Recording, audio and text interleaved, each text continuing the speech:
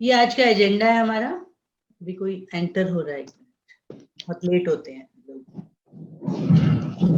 जब हमने पिछली मीटिंग में सीखा था कि कांटेक्ट कैसे सेव करने हैं, अब उस कांटेक्ट को से पे काम कैसे करना है मैंने अभी वैसे बता दिया आपको, फॉलो अप करते हुए थोड़ा सा उसमें से कि उस पे काम कैसे करना है। Use of technology in agency business थोड़ा सा बताऊंगी मैं इसके बारे में, और वो थोड़ा सा बहुत काम का है। छोटी छोटी चीजें बताऊंगी, छोटे छोटे पॉइंट्स होते हैं जो अगर हम लोग फॉलो करते हैं तो हमारे बिजनेस में बहुत अच्छे रिजल्ट्स देते हैं। कस्टमर की नीड कैसे समझे, ये बहुत एक इंपॉर्टेंट पॉइंट रहेगा। कई बार क्या होता है, हमें कस्टमर के पास जाते हैं, समझ में ही नहीं आता है कि इसको क्या प्लान देना उचित रहेगा या इसकी जरूरत कैसे समझे हम। वो बताऊंगी, जो मेरा एक्सपीरियंस है वो बताऊंगी। हो सकता है आप लोगों के एक्सपीरियंस थोड़े से डिफरेंट भी हो। एलआईसी का एक बहुत ही बढ़िया ऑप्शन है सेटलमेंट ऑप्शन। उसके बारे में थोड़ा सा डिटेल में चर्चा करेंगे कि क्या है सेटलमेंट ऑप्शन। फिर हम आज का प्लान है हमारा जीवन लाभ। उसको बेचने के तीन चार आपको अलग अलग तरीके के मतलब मैं कैसे प्रेजेंट करती हूँ, अलग अलग तरीके बताऊंगी। फिर message of and assignment of the month रहेगा। ये हमारा मीटिंग का एजेंडा है आज का।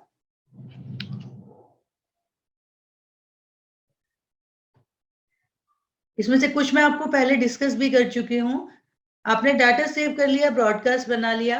उसके बाद में हर 15 दिन में एक डेट फिक्स कर लीजिए कि मुझे 1 को और 15 को, या फर्स्ट संडे और फोर्थ संडे। कोशिश कीजिए सैटरडे संडे कुछ रखिए ब्रॉडकास्ट करने के लिए, क्योंकि उस दिन क्या होता है, आपने अगर मान लीजिए वीकडेज में ब्रॉडकास्ट कर दिया तो सब लोग इतने खाली नहीं होते हैं कि डेली वो अपना व्हाट्सएप चेक करें, क्योंकि सुबह उठता है इंसान, उसको जल्दी होती है। आजकल का कॉर्पोरेट जगत में तो बिल्कुल टाइम ही नहीं है, और बड़े क्लाइंट्स के पास तो और भी नहीं है।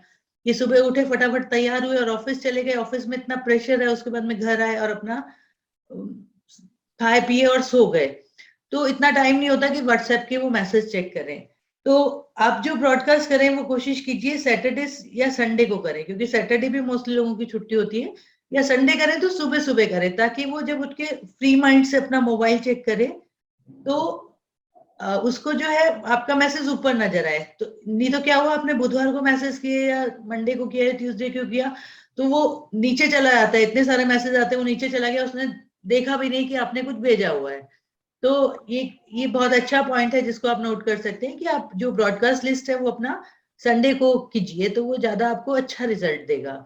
जी और मैम। पिछली बार भी मैंने बताया था कि आप ब्रॉडकास्ट जो है वो फ्रीक्वेंटली मत कीजिए, नहीं तो वो कस्टमर आपको ब्लॉक मार देगा। ब्रॉडकास्ट का एक नियम बना लीजिए कि मुझे 15 दिन में एक ब्रॉडकास्ट करना है। उस समय अगर कोई नया प्लान आया है, जैसे अभी एक नया प्लान लॉन्च हो रहा है एलआईसी का कल, उसके बारे में कर सकते हैं। ब्रॉडकास्ट में जरूर नहीं है आपको, और कभी ये बोलना ही नहीं है पॉलिसी ले लो पॉलिसी ले लो। उसको सिर्फ एजुकेट करना है ब्रॉडकास्ट में कि आपने जो है जैसे मैंने आपको मैसेज पिछली बार भी एक दिया था, इस बार भी एक दूंगी, कि उस टाइप के मैसेज, बहुत शॉर्ट सा मैसेज हो जिसमें सिर्फ उसके काम की बात हो, उतना मैसेज ब्रॉडकास्ट करना है। सेल हमने ब्रॉडकास्ट में बिल्कुल नहीं करना है, सिर्फ एजुकेट करना है। अच्छा, ये एक बहुत, अभी मैंने जैसे बताया था, पहले भी हम लोगों ने भी बात की थी कि कर लो दुनिया मुट्ठी में। जो हमारा मोबाइल है वो दुनिया है, हमारी मुट्ठी में है हमारी। पहले क्या होता था, जब हम लोगों ने बिजनेस स्टार्ट किया था आज से 18-20 साल पहले, तो हम लोगों को बहुत सारी चीजें रखनी पड़ती थी। डायरी अलग रखनी पड़ती थी, शेड्यूलर अलग रखना पड़ता था, और अपना कोई जो हम लोग पॉलिसी बेचते थे वो उसका डाटा अलग से, मतलब बहुत सारे इतना सारा ढेर तो हमारे पास स्टेशनरी का हो जाता था। रजिस्टर अलग रखना पड़ता था, क्योंकि एक्सेल वगैरह नहीं होता था, तो रजिस्टर भी बहुत सारे हो जाते थे। भरते भरते भरते भरते एक रजिस्टर भर गया, दूसरा लगा लिया, दूसरा भर गया, तीसरा लगा लिया, और उसको इतने अच्छे से देख भी नहीं पाते थे। तो अभी एक बहुत अच्छा ऑप्शन आपके एंड्रॉइड मोबाइल में होता है, एंड्रॉइड में भी होता है और आईफोन में भी होता है, कैलेंडर का। आप लोग यूज करते होंगे कुछ लोग calendar. Yes hello. Ma'am, calendar होते हैं। हाँ, कैलेंडर को आपने कैसे यूज करना है। अब हमने सबका एक कस्टमर आईडी बना लिया था, तो अब आपने एक एक क्लाइंट से बात करी, उसने बोला कि आपको कि मान लीजिए पहली बार बात करी है, उसने बोला अभी मैं बिजी हूँ, आप मुझे कल कॉल कर लेना। अब जब आप इतने लोगों से बात करते हो डेली डेली डेली, तो आपको याद नहीं रहता है कि आपने कल किससे बात करनी है, या आपने थोड़ी देर पहले किससे बात की थी। तो आप अपना क्या कीजिए, कैलेंडर में जाइए, कल की डेट खोलिए, या उसने बोला 4 दिन बाद, तो 4 दिन बाद जो डेट बोली है उसने वो खोलिए और उसमें लिख दीजिए कॉल। मान लीजिए उसका कस्टमर का नंबर है 235 कॉल 235, उसका नाम डिटेल बाकी चीजें लिखने की जरूरत नहीं है, खाली 235 से आपको पता रहेगा। आप जब कॉल करने जाएंगे सर्च में डालेंगे 235 तो उसका सारा डिटेल आ जाएगा। तो इतना लिख दीजिए। अब उसने बोला मान लीजिए कि मीटिंग करनी है, आप आ जाइए 2 दिन बाद मीटिंग के लिए आ जाइए। तो आप क्या करेंगे उसमें बस मीटिंग 235, मीटिंग 235 लिख दिया, और उसका एड्रेस वगैरह तो आपका कॉन्टेक्ट लिस्ट में ऑलरेडी सेव्ड है ही है, तो वो सब आपको लिखने की जरूरत नहीं है। तो आपने क्या किया, आपने मोबाइल के कैलेंडर को ही यूज कर लिया एज ए डायरी। डायरी पर एक चीज और जरूर कीजिएगा कि जो आपने एक्सेल शीट में उसका डाटा बनाया है, जो हमने पहले टाइप किया था डाटा, उसके पर्टिकुलर में जाके भी सेम चीज आप लिख दीजिएगा कि इससे मीटिंग इस डेट को, इससे कॉल इस डेट को। ताकि क्योंकि क्या होता है कैलेंडर आप यूज करते रहते हैं, पिछली डेट्स में कोई जाके एक एक करके नहीं देखेगा कि किस डेट से क्या बात हुई थी, वो डिटेल आपको अपने एक्सेल के पर्टिकुलर में मिल जाएगी। समझ में आ रहा है सब लोगों को मैं क्या बोलना चाह रही हूँ? जो लिखा जाता है, वो जो लिखा नहीं जाता है वो समय के साथ भुला दिया जाता है, क्योंकि हमारा दिमाग जो है बहुत सारी चीजों को इकट्ठा स्टोर करके डेस्कटॉप पे नहीं रख सकता, जैसे लैपटॉप का डेस्कटॉप होता है, और जो चीजें हमारे को सामने दिखती हैं वो तो याद रहती हैं, पर जो लिखा नहीं जाता वो भुला दिया जाता है। अगर आपने लैपटॉप में कोई चीज सेव करके रखी है तो आप उसको कभी भी ढूंढ सकते हैं। तो इसलिए हर चीज को लिख के जरूर रखिए, चाहे आप डायरी पेन में लिखे, चाहे आप जो मैंने बताया आपको तरीका पर्टिकुलर में जाके एक्सेल शीट में जाके वहां लिखे। तो इसलिए हर चीज लिखिए जरूर, इस कस्टमर से क्या बात हुई थी। कोई सोचेगा कि जी मेरे को तो मेरी याददाश्त बहुत अच्छी है और मुझे हमेशा याद रहेगा कि किससे क्या बात हुई थी, पर जब वो आपके पास लोग कम होते हैं तब आपको याद रहता है। मान लीजिए आपने 10 लोगों से बात किया तो आपको याद रहेगा कि 10 लोगों से मैंने ये बात किया, पर जब वो संख्या 100 में और हजारों में हो जाती है तब वो याद रखना थोड़ा मुश्किल हो जाता है। और धीरे धीरे आप सब लोग उस स्टेज पे आएंगे कि 1000 लोग आपके कॉलिंग लिस्ट में हैं, तो फिर याद रखना मुश्किल होगा। तो इसलिए अभी से ये हैबिट बनाइए कि जो भी बात की जाए उसको शॉर्ट में, शॉर्ट कीज में आप लिख लीजिए, तो वो कभी भूलेंगे नहीं आप कि इससे कब क्या बात हुई थी। एक चीज मैंने आपको कहना चाहूंगी कि सुबह उठते ही सबसे पहले अपना कैलेंडर देखिए। उससे क्या फायदा होगा कि एक तो आपकी मीटिंग कॉल्स आपको रिमाइंड हो जाएंगी, एक किसी का बर्थडे अगर आ रहा है, जैसे आपने बर्थडे सेव किया था, एक मिनट, जैसे बर्थडे सेव किया था तो बर्थडे का आप विश कर सकते हैं सुबह सुबह उठ के। एनिवर्सरी है तो एनिवर्सरी विश कर सकते हैं। तो सुबह सुबह उठ के एक बार कैलेंडर देख लेंगे तो वो आपके बिजनेस के लिए आपको बहुत फायदा देगा। आगे बढ़े। Yes ma'am. Yes ma'am. इसको थोड़ा नोट कर लीजिएगा जो मैं आपसे अभी शेयर करने जा रही हूँ, क्योंकि ये भी लॉन्ग टर्म में आपको लॉन्ग रन में बहुत फायदा देने वाला है। मुझे तो फायदा देता है ये सब चीजें जो मैं यूज करती हूँ। कैम स्कैनर है सब लोगों के पास, कैम स्कैनर या कोई भी स्कैनर? हाँ जी मैम। कैसे यूज करते हैं उसको? ये स्कैनर जो मैम जो अपना कंप्यूटर से जो कनेक्ट होता है। वो कंप्यूटर से कनेक्ट होने वाला तो पहले आपको कंप्यूटर पे जाएंगे तभी कर पाएंगे। एक मोबाइल की ऐप आती है, बहुत सारे स्कैनर ऐप आती हैं, तो मेरे पास कैम स्कैनर है, आप लोग कोई और भी यूज कर सकते हैं। अब कैम स्कैनर का क्या यूज है हमारे प्रोफेशन में? कोई भी डाटा को फोटो वो बनाते हैं, जैसे पीडीएफ में सेव करते हैं या जेपीईजी में सेव करते हैं। फिर उसके बाद में उसको क्या करते हैं सेव करने के बाद में? सेव करने के बाद कहीं मेल के थ्रू भेजना होता है या व्हाट्सएप के थ्रू या किसी और माध्यम से हम दूसरों तक भेजते हैं। दूसरों तक भेजते हैं ना। जी। अभी जो मैं अगला बताने जा रही हूँ आपको, अब हर जो भी आप केस कर रहे हैं, आपने आज 2 केस उठाए मान लीजिए, केस पूरा तैयार कर लिया, फॉर्म फिल कर लिया, उसके डॉक्यूमेंट सारे लगा दिए, पूरा तैयार है, चेक वेक सब है आपके पास। उसके बाद में ऑफिस जाके डिपॉजिट करने से पहले वो सारा का सारा केस, नमस्ते जी नमस्ते, तो सारा का सारा केस जो है आप स्कैन कर लीजिए। उसकी एक एक चीज, उसका चेक, उसकी फोटो, उसका फॉर्म की हर पेज की कॉपी, और जो भी उसने डॉक्यूमेंट्स दिए हैं वो सारा अपने पास स्कैन कर लीजिए एक ही फोल्डर के अंदर। फिर उसमें राइट साइड में 3 डॉट्स आती हैं, उसको छू के उसको रीनेम करके क्लाइंट का नाम दे दीजिए। मान लीजिए राम कुमार के नाम से आपने कोई केस उठाया, उसको पूरा स्कैन कर लिया, उसके बाद में उसको रीनेम कर दिया राम कुमार। ठीक है, इससे आगे क्या करना है वो भी मैं आपको बताती हूँ।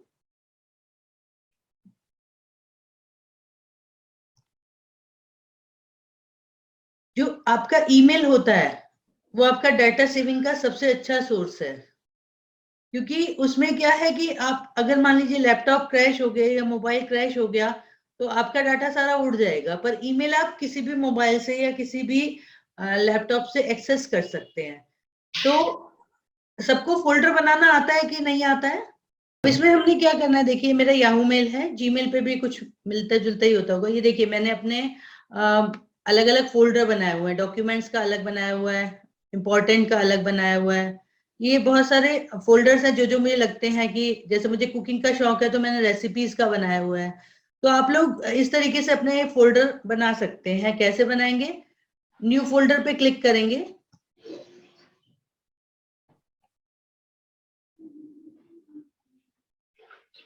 आगे मैम। इसमें जो भी आपने नाम देना है वो दे देंगे और इसको बना देंगे नया फोल्डर। मान लीजिए मैंने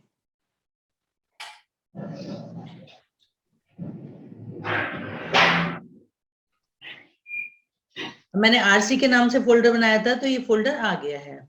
जी। ठीक है, ये बहुत सिंपल है, बस आपको न्यू फोल्डर पे क्लिक करके और एक फोल्डर बनाना है। अब क्या है उसके बाद में आपने कोई मेल, मान लीजिए जैसे मैं आपको अपना फोल्डर ही दिखाती हूँ, मैंने डॉक्यूमेंट्स के नाम से बनाया हुआ। बेहतर रहेगा कि आप भी डॉक्यूमेंट्स के नाम से ही बनाएं। तो मैं क्या करती हूँ, इसमें सारे क्लाइंट्स के जो भी, ये देखिए अब आप, ये चीज मैं आपको बताना चाह रही हूँ कि आपने जो कैम स्कैनर पे डॉक्यूमेंट स्कैन किए थे उसमें ऊपर जाके एक पीडीएफ वाला ऑप्शन आता है। पीडीएफ पे क्लिक करेंगे, पीडीएफ बन जाएगी उसकी, उसके बाद में एक शेयर का ऑप्शन आएगा। इतना तो मतलब समझ पा रहे हैं ना सब लोग? जी मैम। उसमें शेयर पे आपको क्लिक करना है, शेयर वाया मेल करके, याहू मेल या जीमेल जो भी आप यूज करते हैं, अपने आप को मेल कर दीजिए। मेल करने के बाद में वो आपके इनबॉक्स में आ गया सारा डाटा। उसको इनबॉक्स में आने के बाद में आप तुरंत इनबॉक्स में जाके उसको क्लिक करके मूव कर दीजिए। जैसे मैंने मान लीजिए इसको क्लिक किया तो यहाँ पे ऑप्शन आ जाते हैं। दिख रहा है मेरा कर्सर? दिख रहा है आप लोगों को? जी मैम।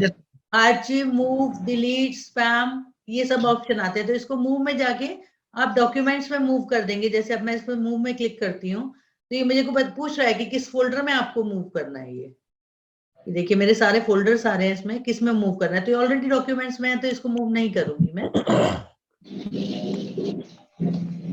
आपको इसको खोल के दिखा देती हूँ। ये मेरा ये डाटा हमेशा के लिए मेरे पास सेव हो गया। इसका मुझे क्या फायदा हुआ कि कभी मान लीजिए कभी फाइल मिस हो जाती है ऑफिस में, अब कस्टमर से दोबारा तो डॉक्यूमेंट्स नहीं मांगे जाते ना, एक बार आपने ले लिए बार बार थोड़ी लोगे। और कस्टमर की मान लीजिए 2 महीने बाद उसको लगता है नहीं मेरे को एक पॉलिसी और लेना है, ये इसको भी मुझे शेयर करना पड़ेगा आपसे। ये मेरा मेरा दिख रहा है क्या आपको? जी मैम, पैन कार्ड दिखा रहे हो आप? ये पैन कार्ड है ना, आ रहा है ना? जी। तो ये जैसे मैंने इसका क्या किया, सारे डॉक्यूमेंट स्कैन कर लिए, इसका फॉर्म कर लिया। अगर मुझे इसका उसकी कोई डिटेल चाहिए तो मैं इसका फॉर्म का पेपर खोलूंगी और क्या क्या इसने भरा था, फैमिली हिस्ट्री है, कुछ भी है, इसको इससे मुझे बार बार डिटेल लेने की जरूरत नहीं है। इसकी 2 महीने बाद 3 महीने बाद पॉलिसी करनी है तो इससे मैं दोबारा डिटेल लेने की जरूरत नहीं है। इसमें से देख के मोस्टली चीजें मैं भर के लेके जाऊंगी इसके पास फॉर्म, तो इसका भी समय बचेगा और मेरा भी बचेगा। देखिए सारा डिटेल इसने लिख दिया, इसका मैंने ऐड कर दिया, इसमें स्कैन करके रखा हुआ है। कुछ भी जरूरत है, मान लीजिए फैमिली हिस्ट्री देखनी है, डॉक्यूमेंट्स देखना है, ये सारे पीडीएफ में मेरे पास आ गए। इसका कॉन्टेक्ट, इसका बैंक डिटेल, पैन कार्ड, सब कुछ, आपको कुछ भी इसकी डिटेल चाहिए तो वो आपके पास हैंडी है। और आपको सर्च कैसे करना है वो तो मैंने लास्ट मीटिंग में आपको बताया था कि किसी को भी अगर सर्च करना है तो सर्च ऑप्शन में जाके और उसका नाम सर्च करेंगे। डॉक्यूमेंट्स में तो आपको ऐसे ही, क्योंकि डॉक्यूमेंट्स कितने होंगे, 500 1000 होंगे, तो उसमें आप नीचे नीचे करके भी एक आइडिया से कर सकते हैं कि इसकी पॉलिसी मैंने तब की थी। एक मिनट, ये बंद कैसे होगा?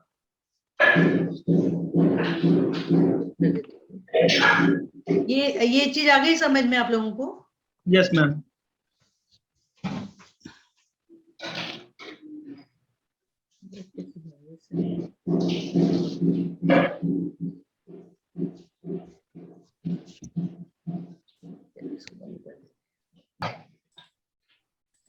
कैम्प स्कैनर सबको आ गया होगा समझ में? किसी को नहीं आया तो अभी हम लास्ट में सेशन करेंगे डिस्कशन का। कोई प्रॉब्लम है, क्वेरी है तो आप अपने पास नोट करके रख लीजिए कि इस चीज के बारे में मुझे पूछना है, तो आप उस समय पूछ सकते हैं। डॉक्यूमेंट्स और इम्पोर्टेंट फोल्डर कैसे बनाना है वो मैंने आपको बता दिया है। इसमें आप 2-3 तरह के फोल्डर बना लीजिए। एक डॉक्यूमेंट्स फोल्डर बना लीजिए जिसमें आप डॉक्यूमेंट्स अपने पूरे सेव करके रखेंगे। उस फोल्डर में कुछ और नहीं डालना है, सिर्फ डॉक्यूमेंट्स डालने हैं ताकि सर्च करना इजी हो। ये हम लोग किस लिए कर रहे हैं? ताकि हमारे पास डाटा का जो भी हमारे पर्टिकुलर डिटेल्स हैं उनका एक्सेस हमारे पास इजीली अवेलेबल हो जाए। इंपॉर्टेंट फोल्डर में आप कोई भी इंपॉर्टेंट किसी प्लान की डिटेल है या कोई नया प्लान आया उसकी है, या फिर कोई सर्कुलर आया है LIC का जो बहुत इंपॉर्टेंट है, जो कस्टमर को भेजा जा सकता है या अपने पास अपने लिए भी सेव कर सकते हैं, तो वो आप रख सकते हैं। ये मैंने आपसे डिस्कस कर लिया कि कैसे क्या यूज कर सकते हैं हम इन डॉक्यूमेंट्स का जो सेव किए हुए हैं। कभी भी नई पॉलिसी करनी है या कोई पेपर मिसिंग है या कुछ किसी को चाहिए तो आप उसको अपने फोल्डर से निकाल के आराम से यूज कर सकते हैं। अभी हमने ये सीखा कि लैपटॉप पे कैसे हम लोग मेल पे कैसे यूज करेंगे। अब है कि मुझे चाहिए कि मान लीजिए मेरे पास बहुत सारे ब्रोशर हैं। अब मुझे किसी क्लाइंट को भेजना है, गैलरी मेरी इतनी भर जाती है उसमें इतने सारे, क्योंकि आप जो व्हाट्सएप पे देखते हैं वो भी आ गया और बहुत सारी चीजें आ जाती है, तो मेरे को ढूंढना पड़ता है कि कहाँ पे क्या है। मेरे पास फॉर्म है LIC के, पर मुझे ढूंढने पड़ते हैं कि कहाँ पे क्या है। तो ये एक बहुत अच्छा ऑप्शन है जो हमारे पास है व्हाट्सएप में, ग्रुप बनाने का। तो ग्रुप में क्या करना है, हमें बहुत सारे लोगों को नहीं जोड़ना है, अपने को लीजिए और अपने किसी फैमिली मेंबर को ले लीजिए उसमें। जैसे मान लीजिए वाइफ को ले लिया या बच्चे का मोबाइल ले लिया, ग्रुप बना लीजिए उसमें। ग्रुप में क्या करना है, हम अलग अलग हेडिंग से बना लेंगे। ब्रोशर के नाम से, सेलिंग टूल के नाम से बना सकते हैं, फॉर्म्स के नाम से, मैंने ऐसे ही बनाए हुए हैं। तो ये आप 2-3 ग्रुप क्रिएट कर लीजिए।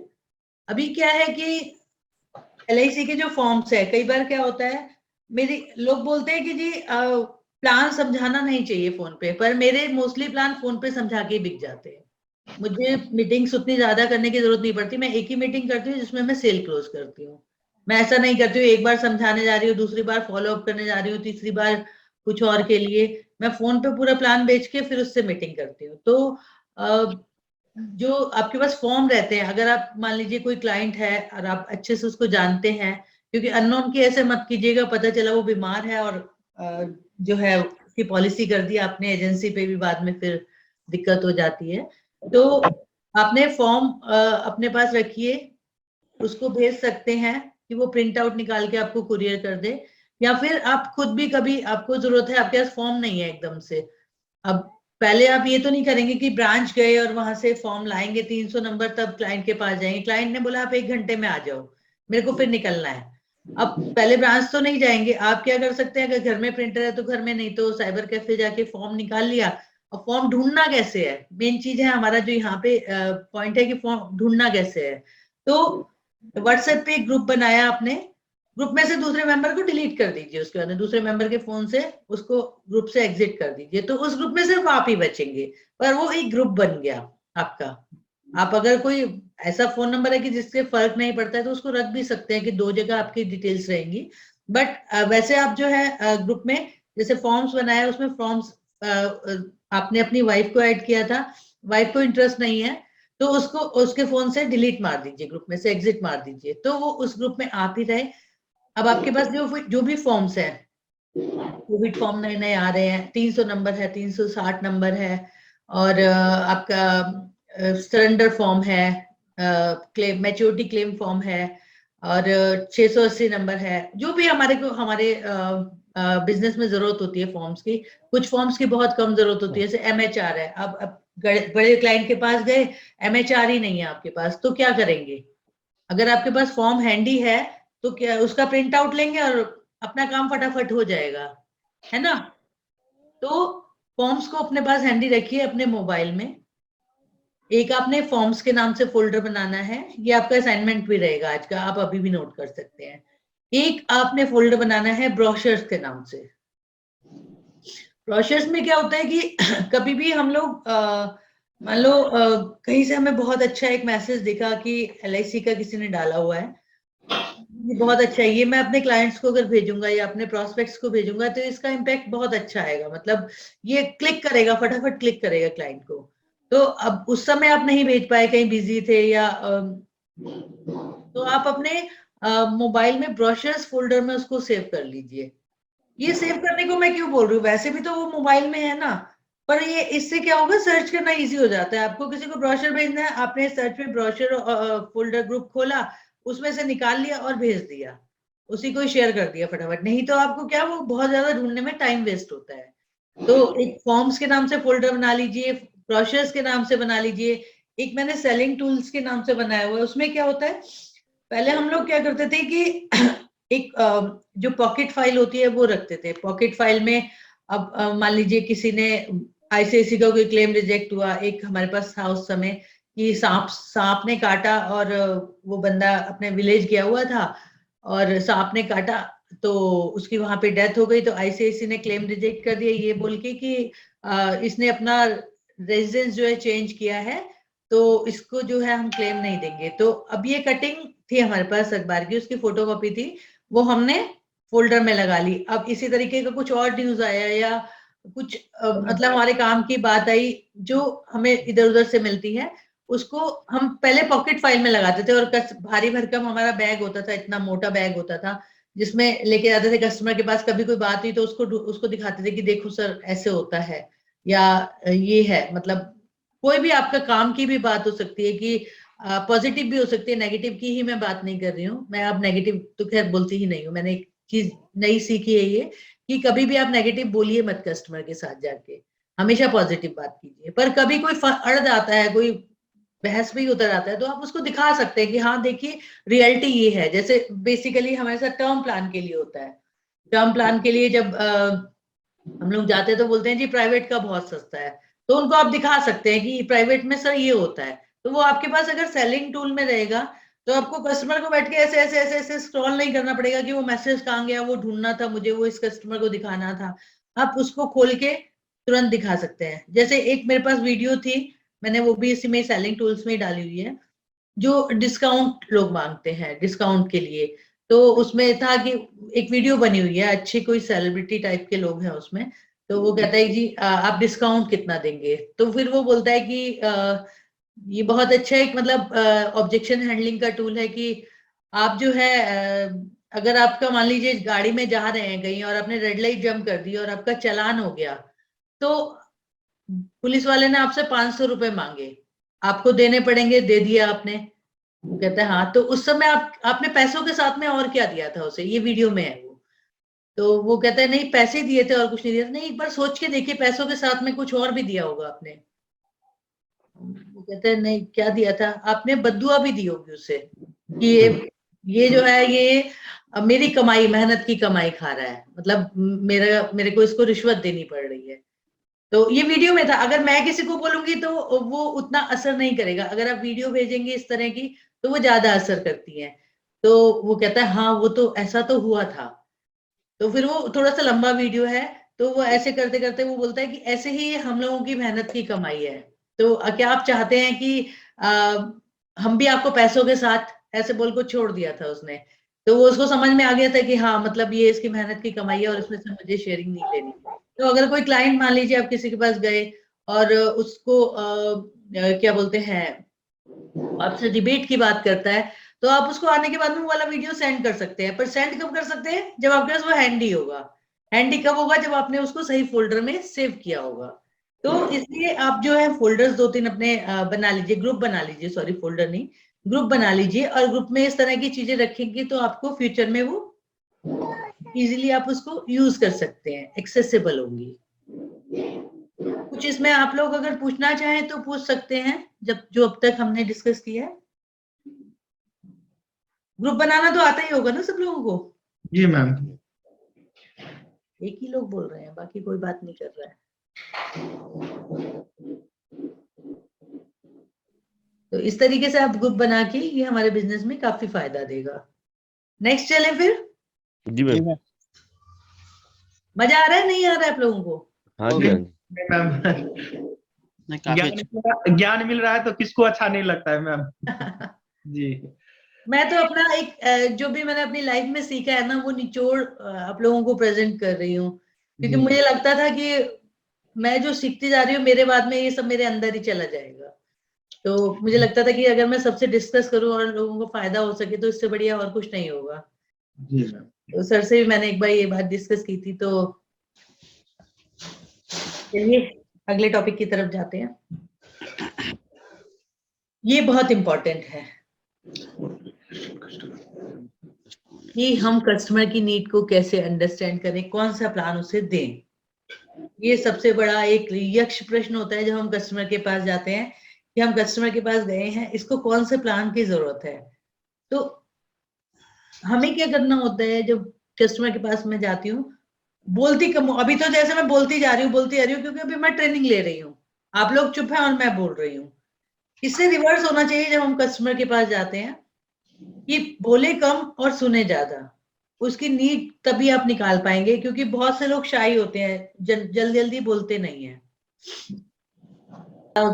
कैसे कस्टमर की नीड को हम रिकॉग्नाइज करें, तो उसके लिए सबसे अच्छा ये है कि उससे ज्यादा से ज्यादा क्वेश्चन पूछिए, उसको ज्यादा बोलने दीजिए, सिर्फ आप क्वेश्चन पूछ के छोड़ दीजिए, वो अपने आप जवाब दे। अब क्या क्या निकलवाना है उससे, आप गए हैं कस्टमर के पास, चाय पी रहे हैं उसके साथ टेबल पे बैठे हुए, जब तक चाय बन के आ रही है तो हम उससे बात करते रहते हैं। एक एज का अंदाजा भी होता है, वैसे भी पूछ सकते हैं कि क्या एज है आपकी। एज से ही हम लोग प्लान एडवाइस करते हैं कि आपकी क्या एज है, उसके हिसाब से ही सही प्लान उसको एडवाइस कर सकते हैं। अच्छा, उसको फिर हमने पूछना है कि आपके भाई बहन कितने हैं, पेरेंट्स हैं तो वो क्या करते हैं, वर्किंग है, नॉन वर्किंग है। आप ये क्या क्यों पूछा जा रहा है ये सब? कोई बता सकता है कि ये सब क्यों पूछा जा रहा है? मैम वो फॉर्म में उसकी हिस्ट्री लिखी जाएगी तो उससे बेटर है पहले पूछ लो, और हिस्ट्री लिखने में थोड़ा आसान रहेगा। नहीं, ये रीजन नहीं है। जी इसका रीजन ये है कि उस पे लायबिलिटीज क्या क्या है। जी, मेरे को जिम्मेवारी क्या क्या है। हाँ, हाँ, मेरे को मेन उससे निकलवाना है कि उसको मैं कौन सा प्लान दे सकती हूँ और वो किस जरूरत पे फिट बैठेगा, प्लान को किस तरीके से प्रेजेंट करना है। प्लान तो वही है LIC के, उसको प्रेजेंट किस तरीके से करना है, उसके लिए मुझे उसकी सारी डिटेल चाहिए। तो ये बातों बातों में ऐसे इंक्वायरी की तरह नहीं पूछना है कि क्वेश्चन आंसर पूछ रहे हैं और वो बता रहा है। एक नॉर्मल बातचीत में, जैसे हाँ, जैसे हम किसी के पास जाते हैं, पूछते हैं क्या हाल है, और भाई क्या करते हैं, बहन की शादी हो गई नहीं हुई, ये वो दुनिया भर के जो मतलब बातचीत हम लोग करते हैं, उसी में ये धीरे धीरे करके आप जब कर देंगे ना, प्रैक्टिस में करेंगे, तो ये आदत पड़ जाएगी आपको कि कैसे ये निकलवाना है।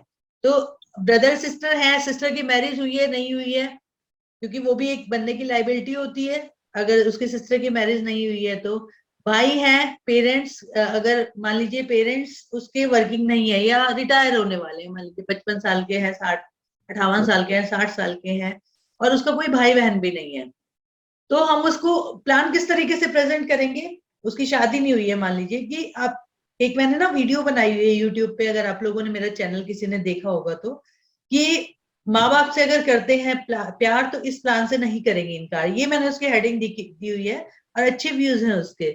तो अब हम प्लान को कैसे प्रेजेंट करेंगे, प्लान वही है जीवन लक्ष्य जो मैंने उसमें प्रेजेंट किया है, पर किस तरीके से प्रेजेंट किया है, कहानी बना के कि लोगों को जो मान लीजिए जो आज से आज अगर कोई इंसान 25 साल का है, वो अर्न करना शुरू किया है, उसके फादर जो है 55 साल के हैं, तो जिस समय वो लोग आए थे दिल्ली में, ज्यादातर लोग दिल्ली में बाहर से ही आए हुए हैं, तो हम लोग तो दिल्ली में रहते हैं, तो हम लोग में से भी कुछ लोग बाहर से आए हुए हैं। तो जिस समय वो लोग बाहर से आए थे या उनके पेरेंट्स यहाँ पे सेटल हो रहे थे, तो उस समय उतने फाइनेंस खुला नहीं था या और उन पे रिस्पॉन्सिबिलिटीज बहुत ज्यादा थी।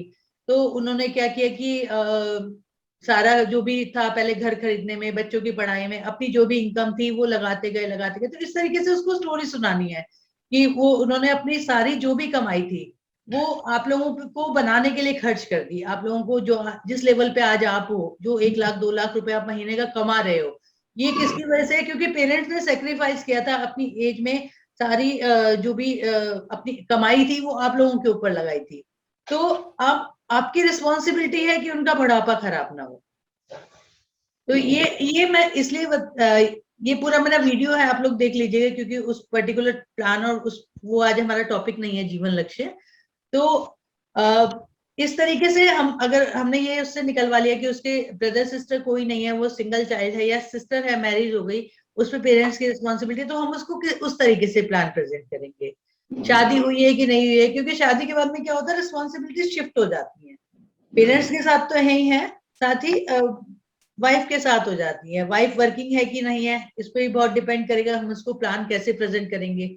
वर्किंग है तो हम उसको ये नहीं बोलेंगे कि जी आपके जाने के बाद आपकी वाइफ को इतना पैसा मिलेगा, वो कहेगा वो वैसे ही बहुत कमाती है, मेरे से ज्यादा कमाती है।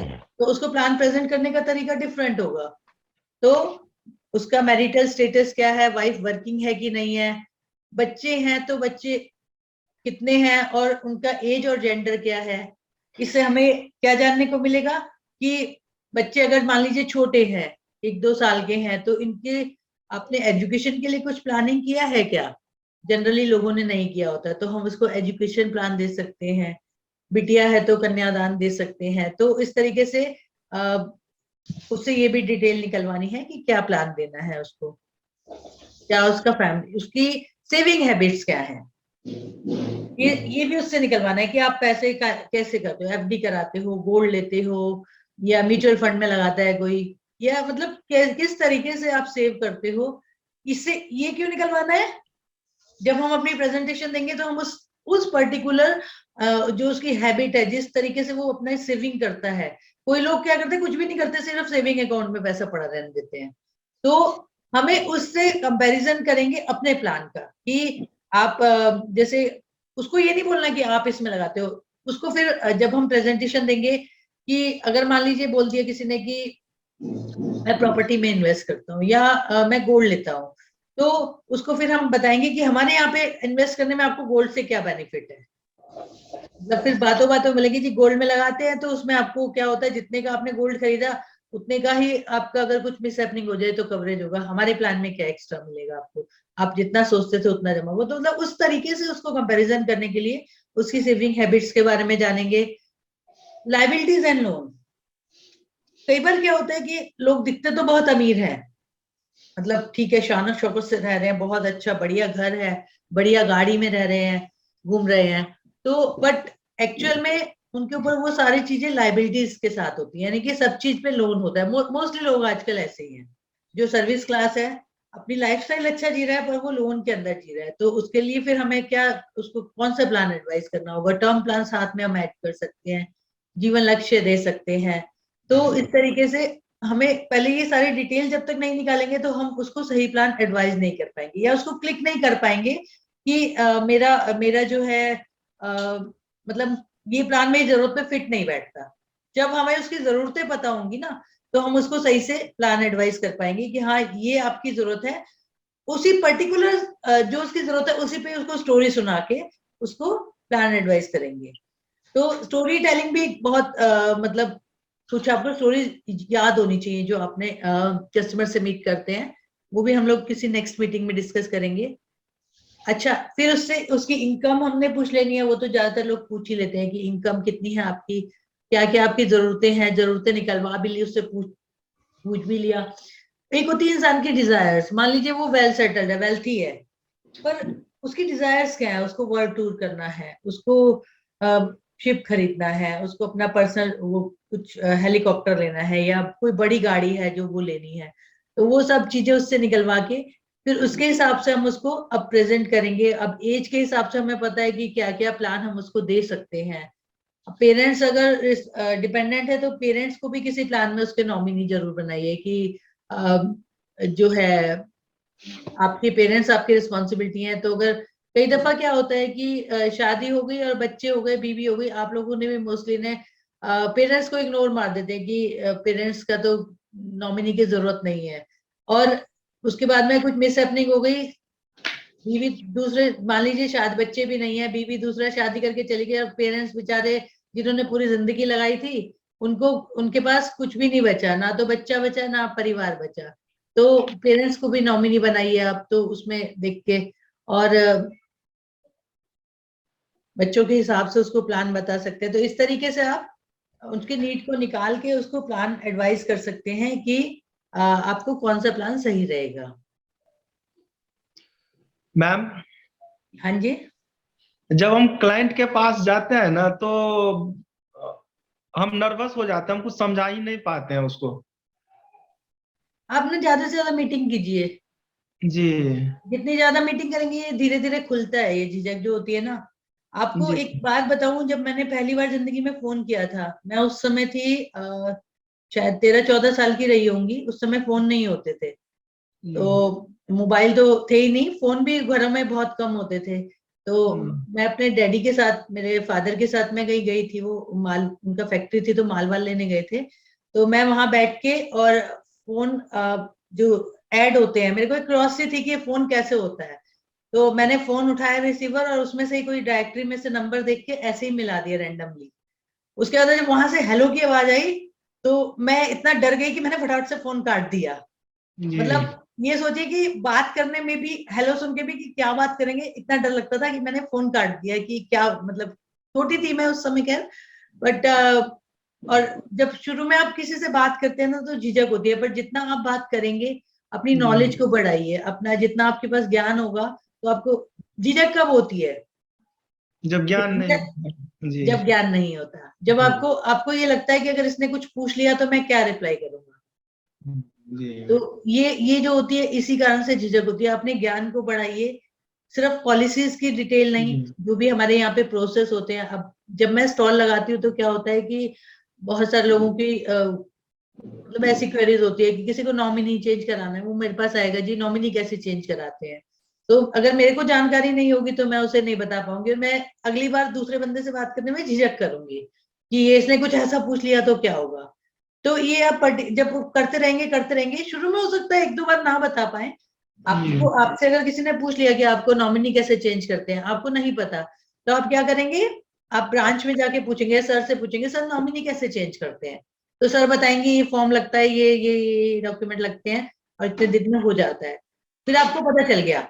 अब अगली बार अगर किसी ने वो क्वेश्चन पूछा आपसे, तो आपके पास उसका रिप्लाई है।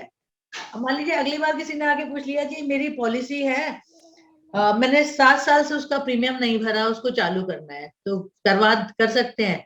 तब आपको पता होगा, क्योंकि आप धीरे धीरे बात करते करते सीख जाते हैं कि 5 साल के बाद में पॉलिसी रिवाइव नहीं होती है। अगर नहीं पता है तो भी आप कहेंगे कि मैं पता करके आपको बता दूंगा, आप पॉलिसी नंबर भेज दीजिए, पता करके बता दूंगा। मतलब इतना थोड़ा सा कॉन्फिडेंस अपने अंदर लेके आना होगा। अगर कोई चीज नहीं भी पता है तो उसको ये मत बोलिए मेरे को पता नहीं है, उसको थोड़ा सा घुमा दीजिए कि आप अपना पॉलिसी नंबर दे दीजिए, मैं चेक करके बता दूंगा, या आप बिल्कुल। डिटेल भेज दीजिए, मैं बता दूंगा। तो आप ये उसके सामने, उसकी नजर में ये भी नहीं हो कि इसको नॉलेज नहीं है।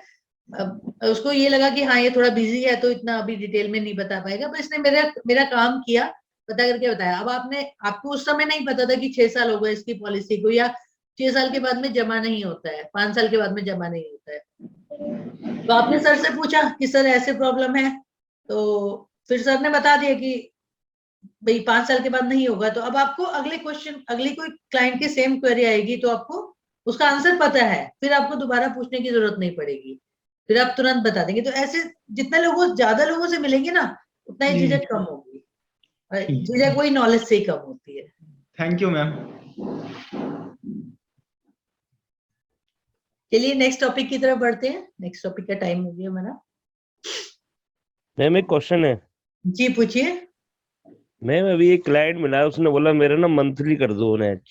हाँ ठीक है। तो मैंने उसका मंथली कर दिया नेच, वो कहने लगा फिर मेरे को 6-7 महीने बाद उसको क्वार्टरली कराना है। हाँ। तो मैंने उसको बोला रुक जा 1 साल होने दे, फिर तेरा क्वार्टरली करा देंगे। हम्म। तो ऐसा हो जाता है जी? हाँ हो जाता है, पॉलिसी एनिवर्सरी पे मोड चेंज कर सकते हैं। वैसे तो जी। कभी कभी बीच में भी कर देते हैं, अगर मंथली से क्वार्टरली करना है, वो 3 महीने अगर बचे हैं तो कर सकते हैं, बट वो उसमें थोड़ा सा टेंशन होती है। तो जिस दिन जी। उसकी पॉलिसी एनिवर्सरी हो, मान लीजिए हम्म। आपने पॉलिसी उसकी की थी अगस्त में, जी मैम। और अभी मान लो चल रहा है कि 3 महीने रह गए अगस्त आने में, तो आप जी। जुलाई में उससे पेपर लेके सबमिट कर दीजिए, 1 महीना तो पहले कर दीजिए। डॉक्यूमेंट क्या क्या लगते हैं मैम?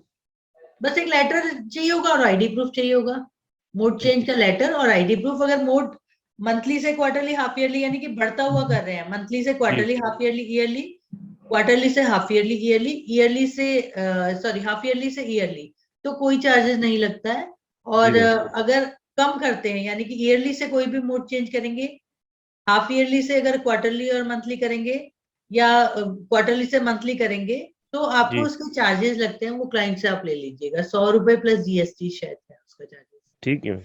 तो वो आप क्लाइंट से ले लेंगे और वो एक लेटर देंगे आईडी प्रूफ के साथ में, और वो मोड चेंज हो जाए। ठीक पॉलिसी है। एनिवर्सरी से 1 महीने पहले जमा कर दीजिए ताकि टाइमली हो जाए। जी। चलिए, अब बढ़े, किसी और का कोई क्वेश्चन है?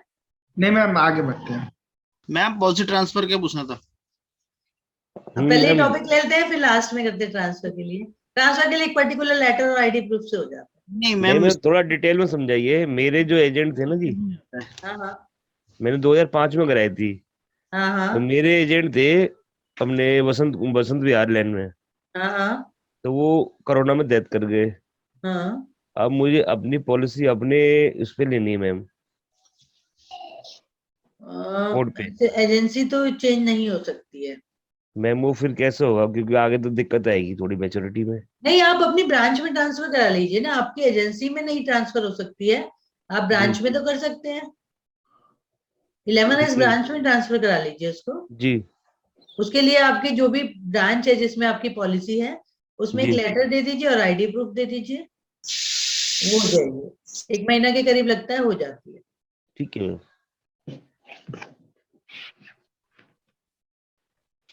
हमें समय के साथ चलना होगा, तो अगला ऑप्शन हमने लिया है, अगला टॉपिक जो है हमारा सेटलमेंट ऑप्शन का है। आप लोगों ने 300 नंबर फॉर्म तो भरते ही हैं, तो देखा ही होगा। तो लास्ट के 2 पेज जो होते हैं उसको हम लोग काट के छोड़ देते हैं, है ना। उसमें सेटलमेंट ऑप्शन का है, उसमें दो, एक है मेच्योरिटी क्लेम सेटलमेंट ऑप्शन का, एक डेथ क्लेम सेटलमेंट ऑप्शन का है। तो ये एक प्रेजेंटेशन देने के लिए बहुत अच्छे टूल हो सकते हैं हमारे पास, कि जब हम प्रेजेंटेशन दे रहे हैं तो इसको कई तरीके से यूज किया जा सकता है सेटलमेंट ऑप्शन को। तो पहले हम जानेंगे कि सेटलमेंट ऑप्शन है क्या चीज। मालूम है आप लोगों को? नहीं मालूम है? कुछ लोगों नहीं को तो मैम। मालूम होगा, मालूम है मैम। कुछ को मालूम होगा जरूर, क्योंकि काम कर रहे हैं इतने समय से, तो इतना तो मालूम होगा। पर मैं थोड़ा सा डिटेल में जाती हूँ इसके लिए। सेटलमेंट ऑप्शन क्या है, पहले नहीं होता था, अभी जो नए प्लान्स आए हैं, जो नई बंद होने के बाद में नई पॉलिसीज आई हैं, उसमें ऑप्शन दिया है बहुत सारी पॉलिसीज में, सब में नहीं है, ये ध्यान रखिएगा कि सारी पॉलिसीज सेटलमेंट ऑप्शन में नहीं जाती हैं, पर मोस्टली प्लान्स उसमें जाते हैं। तो उसमें क्या है कि आप मेच्योरिटी को और या फिर डेथ क्लेम को, या दोनों को ऑप्शन है। मतलब ऐसा नहीं है कि आपने एक बार सेटलमेंट कर लिया तो वो मेच्योरिटी का और डेथ क्लेम दोनों का होगा। मेच्योरिटी को भी सेटलमेंट में ले सकते हैं, डेथ क्लेम को भी सेटलमेंट में ले सकते हैं, दोनों को भी ले सकते हैं। तो उसमें आप जो है 5 साल की, 10 साल की या 15 साल की इंस्टॉलमेंट उसको कर सकते हैं। 5, 10 और 15 तीन ऑप्शन है, इसको आप सेटलमेंट ऑप्शन में कर सकते हैं। इस ऑप्शन को यूज करके हम बहुत सारे तरीकों से प्रेजेंटेशन बना सकते हैं कस्टमर को देने के लिए, इसलिए हमारे लिए ऑप्शन जानना बहुत जरूरी है। 5, 10 और 15 साल के लिए है।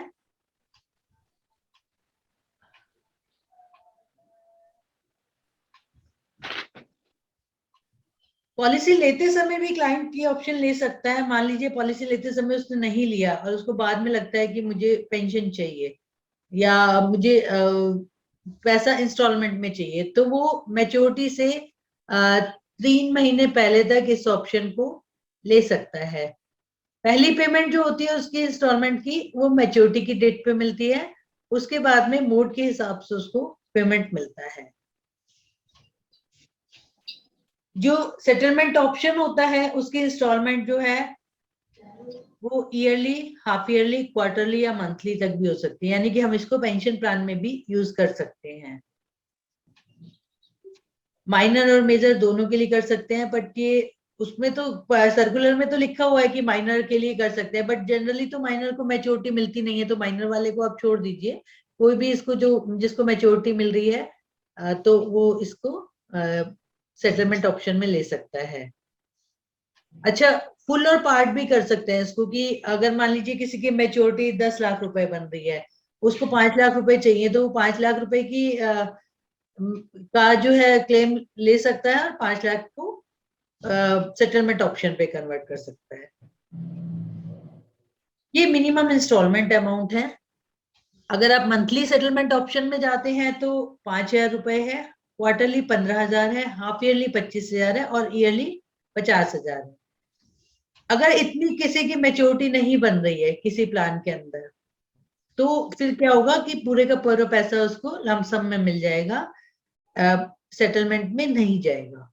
तो या तो उसमें फिर हम टेन्योर कम कर सकते हैं सेटलमेंट का। मान लीजिए हमने 15 साल दिया है, तो उसमें 50,000 की ईयरली की उसकी जो सेटलमेंट EMI है वो नहीं बन रही है, तो हम उसको टेन्योर को कम करके 10 साल कर सकते हैं, तो वो 50,000 से ज्यादा हो जाएगी, तो उसको कर सकते हैं। नहीं तो क्या होगा, फिर लमसम में उसको इकट्ठा पैसा मिल जाएगा, सेटलमेंट में नहीं होगा। नोट कर लिया आप लोगों ने ये सब? Yes ma'am.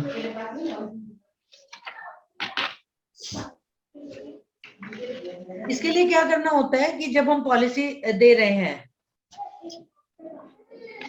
तो उस समय हम, क्योंकि हम बात कर रहे हैं यहाँ पे प्रेजेंटेशन की, तो उस समय जो पीछे 2 फॉर्म है हमारे पास, एक तो है settlement option on maturity claim, एक है डेथ क्लेम पे। उसको हमें यस करना होता है, उसमें टर्म लिखना होता है कि कितने टर्म की सेटलमेंट पे जाना है, और अगर डेथ क्लेम है तो उसके लिए भी सेम लिखना होता है। डेथ क्लेम का कब सेटलमेंट में इंसान यूज करना चाहता है, जब वो अपने वाइफ के लिए या बच्चों के लिए एक रेगुलर इनकम चाहता है, तो वो डेथ क्लेम को सेटलमेंट में करता है। और मैच्योरिटी क्लेम को वो अपने लिए पेंशन में कर सकता है, या फिर हम कुछ प्लान प्रेजेंटेशन ऐसे कॉम्बिनेशन बनाते हैं जिसमें सेटलमेंट ऑप्शन काम आता है।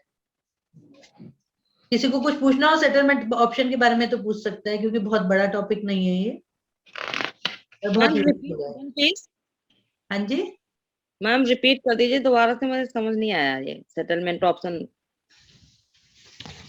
मतलब इसको कैसे कन्वर्ट, कैसे पेंशन में कैसे कन्वर्ट कर सकते हैं आप? देखिए, मैं आपको ये एडवाइस कर रही हूँ कि आप जब पॉलिसी लेते हैं, जब फॉर्म फिल करते हैं, ये हम आगे भी वैसे प्रेजेंटेशन में सीखेंगे। ये मैंने इसलिए बताया था कि मैं प्रेजेंटेशन आपको दिखाऊंगी तो आपको समझ में आए कि क्या क्या हुआ क्या है इस पॉलिसी में। तो हम LIC हमें एक सुविधा देती है कि हम अपने मैच्योरिटी का जो अमाउंट है, जो लास्ट में हम लोग बताते हैं ना, सम एश्योर्ड प्लस बोनस आपको इतना मिलेगा कस्टमर को।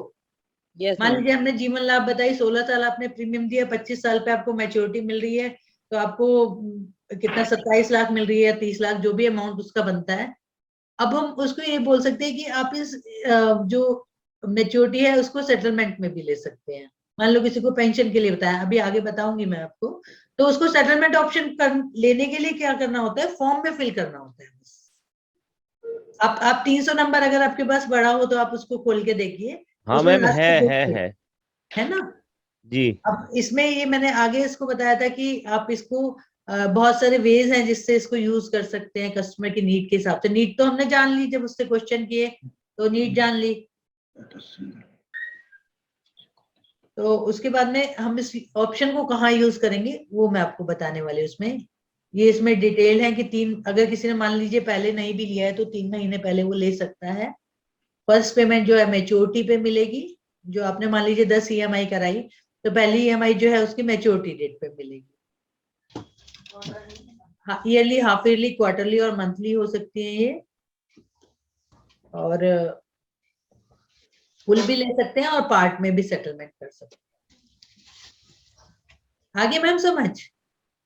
Yes ma'am, yes ma'am. ये मिनिमम इंस्टॉलमेंट है 5,000, 15,000, 25,000 और 50,000 मंथली, क्वार्टरली। जी मैम। इससे कम होगी तो वो सेटलमेंट ऑप्शन में नहीं जा, सेटलमेंट नहीं बनेगा मैम, फिर उसको लमसम पैसा मिलेगा। If the देखिए, claim amount is less than. ठीक है, आगे बढ़े। जी yes मैम। अब मेरे पास मैंने क्लाइंट से बात करी और मुझे उसमें बातचीत करते में पता चला कि उसकी एज हो गई है 50 साल के आसपास। उसकी एक बिटिया है जिसको अभी अभी बेटी हुई है या बेटा हुआ है। मैम 50 या 60? 50, जी 50, 52 जो भी हो, मतलब क्योंकि जिसकी बेटी के बच्चा अभी हुआ है तो उसकी एज इसी के आसपास होगी, 50 के आसपास होगी, 50, 51 इसी एज में होगी। क्योंकि 25-26 में शादी हुई थी, उस समय बच्ची हुई। आजकल शादी थोड़ी लेट करते हैं, तो उसके अब बेटी हुई, तो बेटी की एज अगर 25 है तो उसकी 50 है। एक पर्टिकुलर, मतलब जो नॉर्मली ट्रेंड चलता है, मैं उसकी बात कर रही हूँ। एक एग्जांपल ले रही हूँ मैं, कि मैंने अभी जो आपको बताया था, मैंने क्लाइंट के पास बैठी हूँ, उससे मैंने बात की, उससे मुझे पता चला कि उसकी एज जो है वो 50 के आसपास है। उसकी बेटी है, हमने उसकी फैमिली डिटेल निकलवाई थी ना, कौन कौन है फैमिली में, उनकी एज क्या जी है। मैम। तो उसकी बेटी को भी बच्चा हुआ है और वो उसके लिए कुछ गिफ्ट देना चाहता है। अब मेरे पास पहला ऑप्शन क्या था कि मैं उसको बता दूं कि आप सिंगल प्रीमियम में 2 लाख 5 लाख उसके नाम पे जमा कर दीजिए, और उसको जो है आपको, जब वो बड़ी हो जाएगी, जब उसकी शादी होगी, मान लीजिए 25 साल में शादी होनी है, तो 25 साल के टर्म के साथ मैं उसको सिंगल प्रीमियम एंडोमेंट दूंगा। अब पर वो बोलता है कि जी मैडम जी, मेरे पास तो इकट्ठा उठाओ देने को उसको। पैसा नहीं है। हेलो, मान लीजिए वो बोलता है कि मेरे पास तो मैडम जी इकट्ठा देने को पैसा नहीं है, मेरे को कुछ ईएमआई वाला बताइए। अब वो 50 साल का है और मुझे उसकी बेटी को गिफ्ट करना है, तो मैं क्या करूंगी। अब एक प्रॉब्लम और मेरे पास सामने क्या है कि वो जो 50 साल का है वो 10 साल और कमाएगा बस, या 11-12 साल और कमाएगा, उससे ज्यादा तो वो नहीं कमाएगा। अब उसको गिफ्ट देना है तो मैं उसको ऐसा प्लान बता दूं जिसमें 15-16 साल प्रीमियम भरना है, तो उसको क्या होगा, वो कहेगा नहीं जी, ये सूट नहीं करता मुझे। पहले हमारे पास होता था एक लिमिटेड पेमेंट एंडोमेंट प्लान, जिसमें हम 9 या 10 साल तक प्रीमियम दें और उसके बाद में वो टर्म कोई भी चूज कर ले, तो वो उसको सूट करता। पर अभी तो वो प्लान मेरे पास है नहीं। अब मैं क्या करूं। वो पैसा देना चाहता है 10 साल या 11 साल, और वो चाहता है कि पैसा मिले मेरी नातिन की शादी पे। अब मेरे पास ऐसा कोई प्लान है क्या? अभी तो नहीं है ना। सिंगल वो दे नहीं सकता, अफोर्ड नहीं कर सकता, और रेगुलर में उसके पास देने के लिए है, पर वो 10 साल से ज्यादा, 11 साल से ज्यादा दे नहीं सकता। तो मैं क्या करूंगी उसको, मैं अब सेटलमेंट ऑप्शन यूज करूंगी, जो हमने अभी सीखा था, कि मैं उसको बोलूंगी ठीक है सर, आप इकट्ठा नहीं दे सकते 4-5 लाख रुपया, आप 92,000 रुपए साल से आपका बनता है, 8,000 से भी कम, 7,000 कुछ रुपए आपका महीने का बनेगा, वो तो आप दे सकते हो ना। कहते हैं हाँ वो मैं दे सकता हूँ, इतना मेरी सैलरी आती है कि मैं आराम से निकाल सकता हूँ। तो ठीक है, आप 92,000 रुपए साल का, या 7.5 8 जो भी 8 मान लेते हैं, उतना आप दीजिए हर महीने। आपको सिर्फ 11 साल देना है, जब तक आप कमा रहे हैं जब तक देना है। और आपकी जो नातिन है उसको जो है शादी के टाइम पे 40 लाख रुपए मिल जाएगा, और आपकी इन्वेस्टमेंट का भी 4 गुना पैसा मिलेगा आपको। तो उसको अब इसकी जरूरत पे फिट बैठा कि ये नहीं बैठा प्लान? नहीं, बैठ जाएगा मैम। बैठ जाएगा ना, क्योंकि जी। अब हम उसको ना स्टोरियां सुनानी होती है हमें, क्लाइंट को। हमने उसको स्टोरी सुनाई कि जी, अब कई बार क्या होता है, इंसान को याद भी नहीं रहता कि मैं अगले 10-11 साल तक ही कमाऊंगा बस। वो ले लेगा, बाद में पछताएगा, बाद में वो बंद करा देगा पॉलिसी।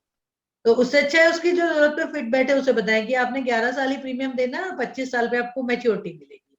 तो अब आप लोग बोलेंगे कि जी जीवन लाभ की हम अगर बात करें, 25 साल में मैच्योरिटी, अगर हम एंडोमेंट की बात करें तो उसमें तो 25 साल ही प्रीमियम देना होता है, और अगर लाभ की बात कर रहे हैं तो उसमें 16 साल देना होता है 25 साल वाले टर्म में।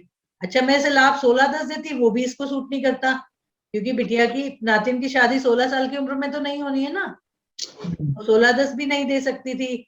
मैं उसको सिंगल प्रीमियम भी नहीं दे सकती थी, इसको 25-16 भी नहीं दे सकती थी। अब मेरे पास क्या ऑप्शन आया, जो हमने अभी सीखा था, सेटलमेंट ऑप्शन, कि मैं इसको 2 प्लान का कॉम्बिनेशन दूं, जिसमें एक प्लान जो है मैंने इसमें लिया है, मैं आपको प्रेजेंट, एक पॉलिसी दी उसकी बेटी के नाम पे, आधारशिला 3 लाख की, 3 लाख की आधारशिला दी, आप नोट कर लीजिए। कि ऐसा कोई सीन अगर आपके साथ आता है, मैक्सिमम 3 लाख है आधारशिला में। आधारशिला की मेच्योरिटी, मैंने उसकी टर्म ली 11 साल की, आधारशिला की 11 साल की टर्म ली, उसकी मेच्योरिटी को सेटलमेंट ऑप्शन में डाल दिया 5 साल के लिए। सेटलमेंट में? हाँ, आपके पास जो स्मार्ट EMI, ये अपना LIC का जो सॉफ्टवेयर है, क्या नाम है जी। उसका, LIC ऑल इन वन करके है, क्या है? जी जी यस हाँ। Ma'am, all in one. उस ऑल इन वन है ना, उसमें आप जब क्लिक करते हैं तो एक तो आता है प्लान प्रेजेंटेशन, जिसमें आप लोग जनरली प्रेजेंटेशन बनाते हैं। उसके नीचे देखिए एक मैजिक प्लान आता है, एक प्रोडक्ट मिक्स करके आता है। Product mix? हाँ, प्रोडक्ट मिक्स आता है। मैंने तो ये खैर मैजिक के सॉफ्टवेयर में बनाया है, इसमें भी आप बना सकते हैं। प्रोडक्ट मिक्स में जाके उसमें आपको टच करना होता है और प्लान सिलेक्ट करना होता है। जब आप उसको टच करेंगे तो आप पहले उसकी डिटेल डालेंगे, उसका नाम, उसका एज, बिटिया का डालेंगे, इसमें पोती का नातिन का नहीं डालेंगे, क्योंकि वो पॉलिसी किसी बिटिया भी के प्लान नाम। में? हाँ जी, किसी भी प्लान में? हाँ, किसी भी प्लान को ऐड कर सकते हैं। इसमें हमें select form plan for combination में पहले आप पहले इस पर्टिकुलर प्लान को समझिए, वो तो आप जब करते रहेंगे तो और बहुत कुछ आ जाएगा। इसमें हमने पहले आधारशिला सिलेक्ट किया, उसको मैच्योरिटी को सेटलमेंट ऑप्शन पे क्लिक किया और 5 साल सिलेक्ट कर लिया। तो यानी उसकी मैच्योरिटी 5 साल के लिए, उसमें फिर दिखा रहा है मैच्योरिटी अमाउंट बनेगा, सेटलमेंट का जो EMI अमाउंट बनेगा वो बनेगा 70,000 रुपए के करीब, 70,569। ठीक है, अब मैंने उसमें दूसरा प्लान क्या ऐड किया, जीवन लाभ, 25 साल की टर्म और 16 साल की PPT।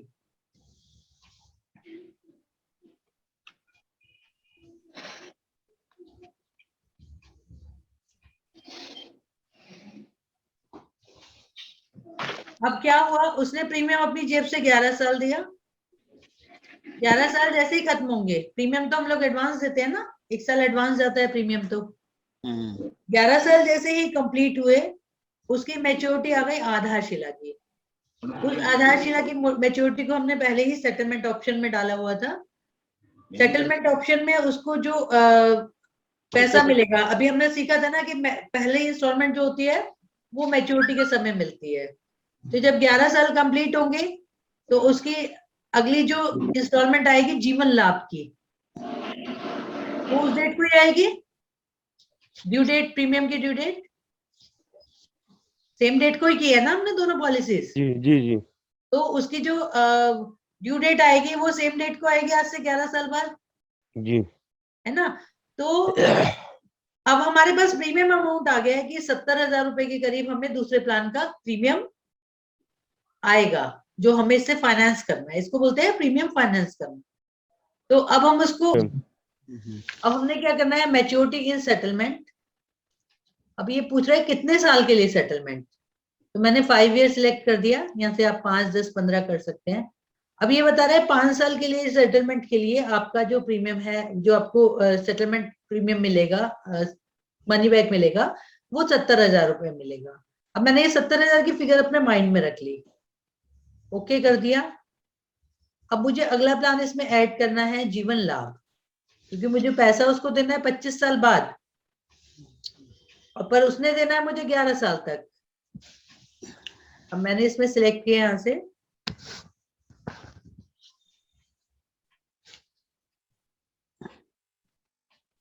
जीवन लाभ। जीवन लाभ, इसमें भी ईयरली सिलेक्ट कर लिया, 25 साल की टर्म कर ली, 16 साल। अच्छा, अब मुझे प्रीमियम ऑप्शन में जाना है, क्योंकि मेरे पास प्रीमियम फिगर है 70,000 रुपए, 70,000 डाल दिया यहाँ पे, नेक्स्ट किया। अब मेरा प्रीमियम आ रहा है 73,000, मुझे इसको 70 पे लाना है। इसमें सम एश्योर्ड कितना है, 16,10,000 रुपए। यहाँ पे दिख रहा है ना, जहाँ मेरा कर्सर है। जी आप मैम। लोगों को मेरी प्रेजेंटेशन दिख रही है ना, जी यहाँ पे 16,10,000 है। मेरे पास मनी बैक आना है 70,000 और मेरा प्रीमियम आ रहा है 73,000। अगली बार ये अगर GST कम भी हो जाएगा तो 71,500 बनेगा, फिर भी उसको कुछ ना कुछ देना पड़ेगा। तो वो नहीं चाह रहा है कि मेरी बेटी के लिए कोई लायबिलिटी बने, तो इसको हम सम एश्योर्ड को सिलेक्ट करके कम कर देंगे। ये 16,10,000 था, हम इसको 15 लाख में एक बार देखते हैं।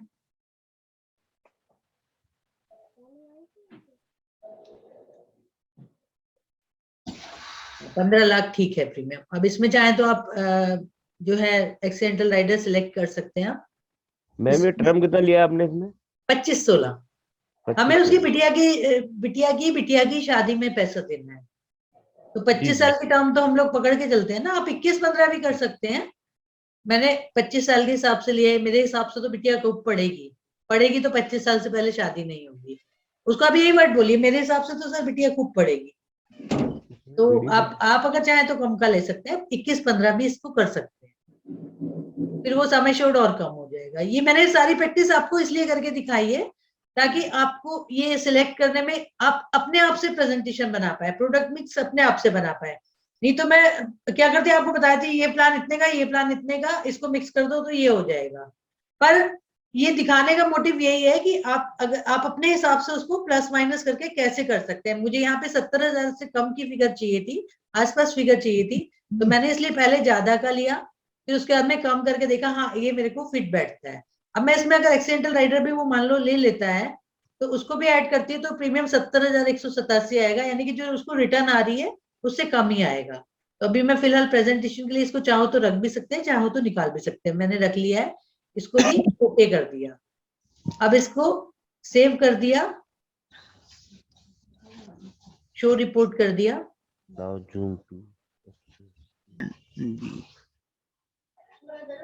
ये पर्टिकुलर प्लान्स का आ गया। मैंने जो आपको पेज दिखाया था वो एक ही पेज दिखाया था, ये पूरा प्रेजेंटेशन है। इसमें हमने देखिए आधारशिला 11-11 लिया हुआ है 3 लाख का, जिसका प्रीमियम है 23,752 रुपए, और जीवन लाभ लिया हुआ 25-16-15 लाख का, जिसका प्रीमियम है एक्सीडेंटल राइडर के साथ में 70,187 रुपए। बाकी जीएसटी वगैरह ये बहुत लंबी प्रेजेंटेशन होती है, तो हम नेक्स्ट पेज पे जाते हैं। अब देखिए नॉर्मल अगर सेटलमेंट ऑप्शन नहीं लिया होता तो क्या होता, 11 साल पे इसको मैच्योरिटी मिल जाती, आगे उसको प्रीमियम देना पड़ता और मैच्योरिटी पे उसको 39 लाख मिल जाते। पर हमारी समस्या तो फिर वही थी ना कि वो बंदा जो प्रीमियम है वो पॉलिसी होल्डर प्रपोजर जो है वो सिर्फ 10-11 साल तक ही दे सकता है। वो उसकी बेटी के लिए वो लायबिलिटी नहीं छोड़ना चाहता कि वही पैसा भरे। तो हमने इसको क्या किया, सेटलमेंट ऑप्शन में लिया, जो मैंने आपको नेक्स्ट पेज दिखाया था पहले भी प्रेजेंटेशन में। यहाँ पे इसको पैसा मिल रहा है 70,000 रुपए। ये एक्चुअली ईयर का शुरू है, ये ईयर का लास्ट है, इसलिए आपको एक साल ऊपर नजर आ रहा है। ये मिलेगा तभी जब ये देना होगा, इसके सामने आना चाहिए वैसे कि उसने 70,000 मिला। अगर मान लीजिए कल को बोनस रेट थोड़ा बहुत ऊपर नीचे भी हो जाता है तो वो प्रीमियम आराम से पे किया जा सकता है, उससे फाइनेंस हो जाएगा। उसने 11 साल तक ही दिया, उसको मिला 25 साल पे, और कितना मिला 39,37,000, यानी कि लगभग 40 लाख रुपया। उसने दिया कितना था, 91,000 रुपया हर साल 11 साल तक। तो जितना उसने दिया था उसका 4 गुना के करीब हो गया, 4 गुना से थोड़ा ज्यादा ही हो गया, है ना। तो इस तरीके से हम अगर उसको प्रेजेंटेशन दिखाएंगे कि सर आपको 11 साल तक ही देना है, 8,000 रुपए से भी कम देना है हर महीना, और आपको जो है ये 4 गुना आपका जो भी पैसा आपने जमा किया है उसका 4 गुना आपकी बिटिया की शादी के लिए, पोती की शादी के लिए रिटर्न मिल जाएगा। तो उसको प्लान समझ में आएगा कि नहीं आएगा? आएगा मैम, है ना जी 92,000 वाले पे। ये प्लान के बारे में किसी को और कुछ पूछना है? मैम ये पूछना दोनों प्लानों के लिए फॉर्म कितने भरने पड़ेंगे?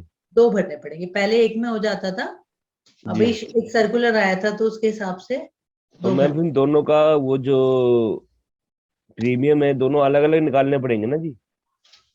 आप जब उसको प्रेजेंटेशन दे रहे हैं तो उसको एक साथ देंगे, चेक भी एक साथ ले सकते हैं। वैसे फॉर्म में तो अलग लिखना पड़ेगा ना, बीओसी जब कटाते दोनों मिक्स करके कटानी पड़ेगी ना। बीओसी मिक्स करके कटा सकते हैं, एफपीआर दोनों की अलग अलग आएंगी जी। ये 11 साल तक ये चलेगा, 11 साल से 5 साल एक्स्ट्रा अपना जीवन कस्टमर को जब आप प्रेजेंटेशन दे देंगे ना उसको प्लान समझ में आ जाएगा, उसका जो कंक्लूजन है वो समझ में आ रहा है कि मेरे को क्या देना है और क्या मिलेगा। तो उसको कोई फर्क नहीं पड़ेगा कि 1 बॉन्ड मिल रहा है, 2 बॉन्ड मिल रहा है या 5 बॉन्ड मिल रहा है, उसकी जरूरत पे वो फिट बैठ रहा है ना। लेकिन मैं हमारे लिए इसमें मेन मसाला वही मैच्योरिटी क्लेम, उसमें सेटलमेंट वाला। हाँ उसमें आपको कुछ नहीं करना। पहले हम लोगों को होता था सरदर्दी की इसको उस समय मान लो हम ही नहीं रहे, मैं किसी की पॉलिसी कर रही हूँ 25 साल की, 25 साल बाद तो मैं ही नहीं रहूंगी, तो सेटलमेंट कौन कराएगा? अभी तो जी, इतना अच्छा ऑप्शन आ गया, फॉर्म में ही भर दीजिए कि सेटलमेंट करना है, जी, ना तो कस्टमर के लिए कोई सरदर्दी, ना मेरे लिए कोई सरदर्दी, ठीक मैम। है ना? तो फॉर्म में ही हमने भर दिया सेटलमेंट करना, जी, उसको पैसा आएगा, उसके अकाउंट में आएगा, उसके अकाउंट से जाएगा, वो कोई टेंशन ही नहीं होगी। लेकिन मैम 11वें साल तो वो मान लीजिए कि उसकी वो सेटलमेंट ऑप्शन की तरफ से पैसे आए, तो नेक्स्ट हाँ, ईयर वो प्रीमियम कहाँ से देगा अगर वो नहीं देना चाहता तो? 12वें में भी आएगा ना, 5 साल तक आएगा, क्योंकि हमने 5 साल का सेटलमेंट किया है। तो मैम वो वो फिर दावा सेटलमेंट एक ऑप्शन सेकंड। हर साल आएगा उसके 70,000? हाँ, 5 साल तक हर साल आएगा, ठीक है। वही तो सेटलमेंट ऑप्शन अब इसी का था। जी मैम, वो फिर हम पे दावा करने लगे कि मेरा मैच्योरिटी दिलाओ। नहीं, उसने साइन किया है सेटलमेंट ऑप्शन पे, जी, वो चाहे तो बाद में चेंज कर सकती है, 3 महीने पहले तक चेंज कर सकती है उसकी बिटिया जो है, जी, जिसके नाम पे पॉलिसी होगी, तो उसको हाँ जी, प्रीमियम भरना पड़ेगा फिर। जी, वो अगर पैसा पहले ले लेगी तो उसको प्रीमियम भरना पड़ेगा। हमने तो उसके फादर को प्रेजेंटेशन दिया है, नाना को प्रेजेंटेशन दी है, नाना को दिया जी। नाना को दी है कि आप 10 साल कमाएंगे, 11 जी, साल कमाएंगे, 11 साल भर सकते हैं, उसके बाद में आप नहीं भर सकते हैं, और आपको पैसा भी जी, नातिन की शादी में ही चाहिए।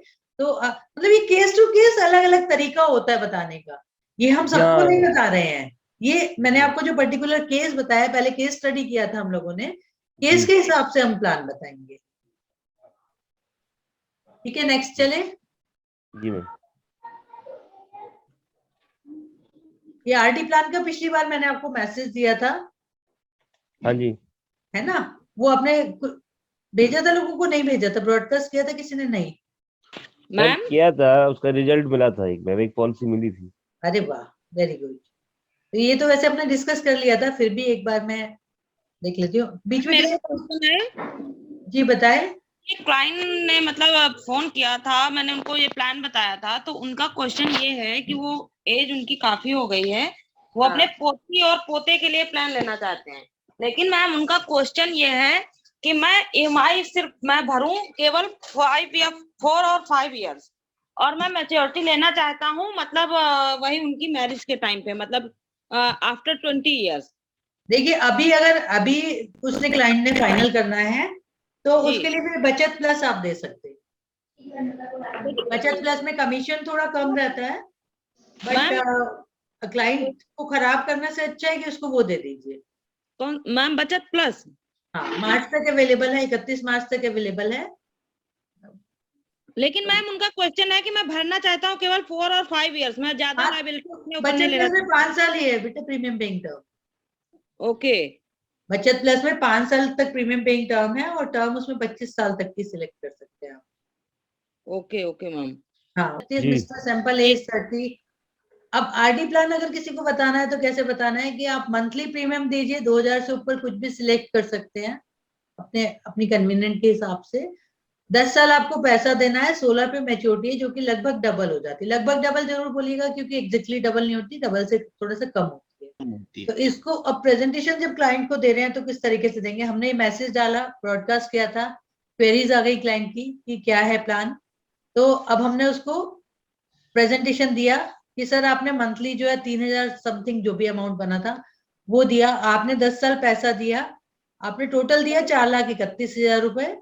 मेरा कर्सर दिख रहा है ना आप लोगों को? जी बहुत सिंपल प्रेजेंटेशन है ये, सबसे सिंपल यही प्रेजेंटेशन।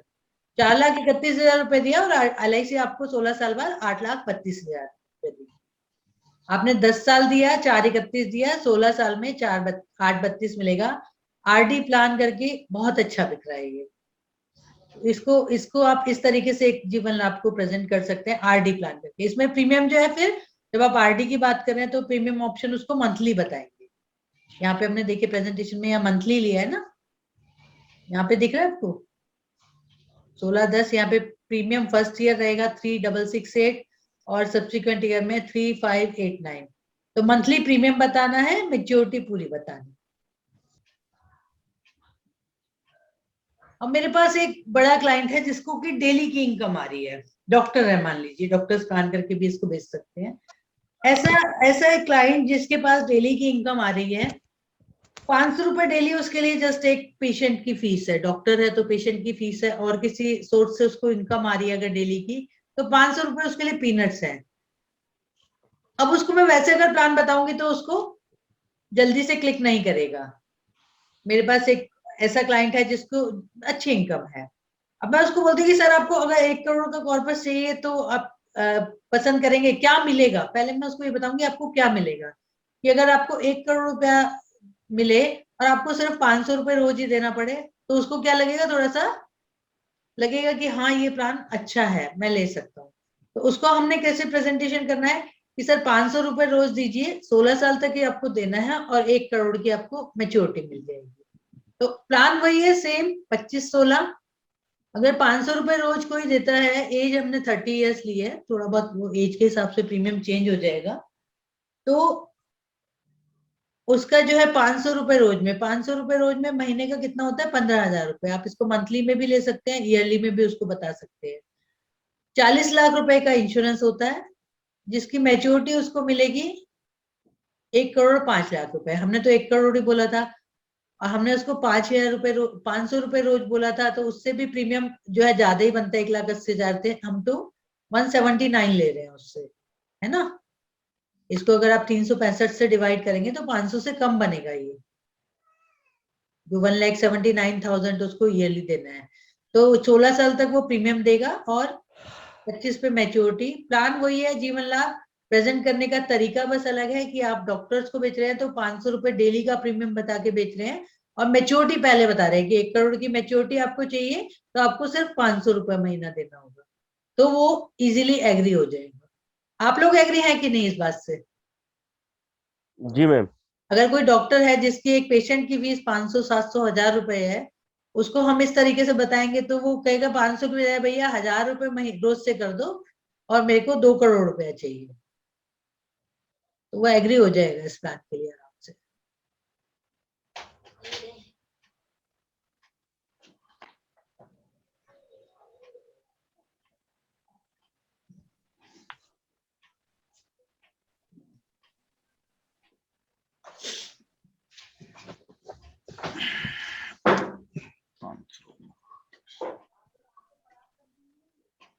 ये हो गया। पहले हमने सीखा जो 11 साल तक प्रीमियम देने, लिमिटेड पेमेंट वाला जीवन लाभ।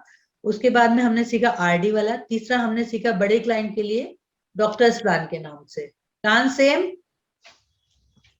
तरीके अलग अलग। अच्छा, अब आ गया एक क्लाइंट है जिसकी एज है मान लीजिए 30 साल या 35 साल। अब मैंने उससे बातचीत करी, बातचीत में मुझे पता चला कि इसके पास पेंशन का कोई प्रोविजन नहीं,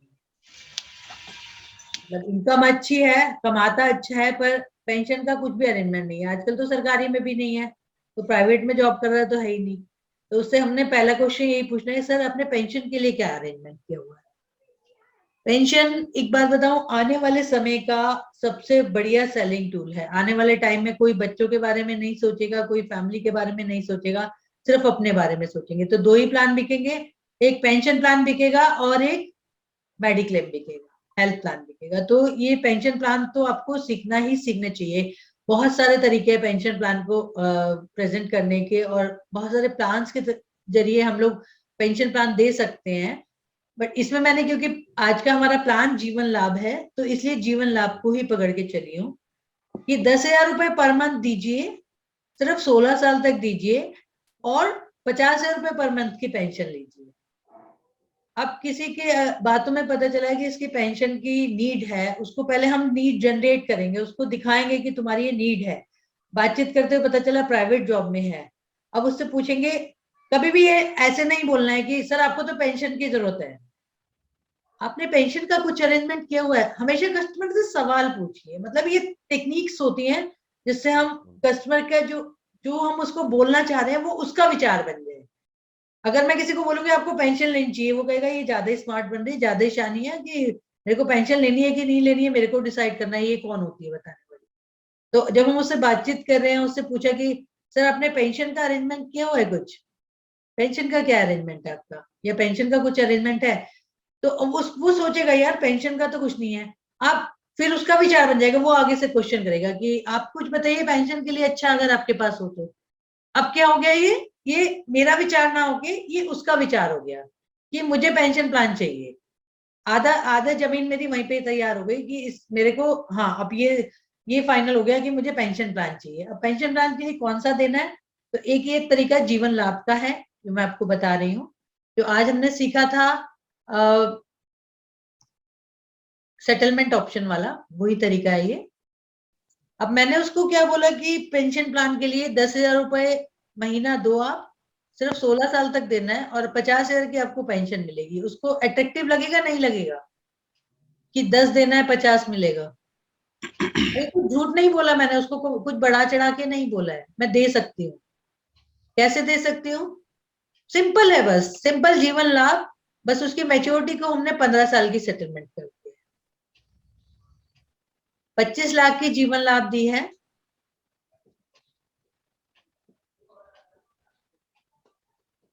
एज हमने उसके लिए 35 साल, 35 साल का अगर वो क्लाइंट है तो मैं 35 साल के हिसाब से, क्योंकि 60 साल की मेरे को मैच्योरिटी एज दिखनी थी, तो 60 साल पे मैच्योरिटी चाहिए, 25 साल की टर्म है, तो 35 साल का बंदा है तो 25 साल बाद उसको पेंशन स्टार्ट हो जानी चाहिए।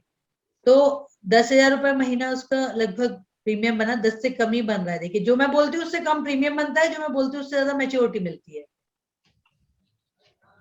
उसको 10,000 रुपए उसने महीना दिया 16 साल तक।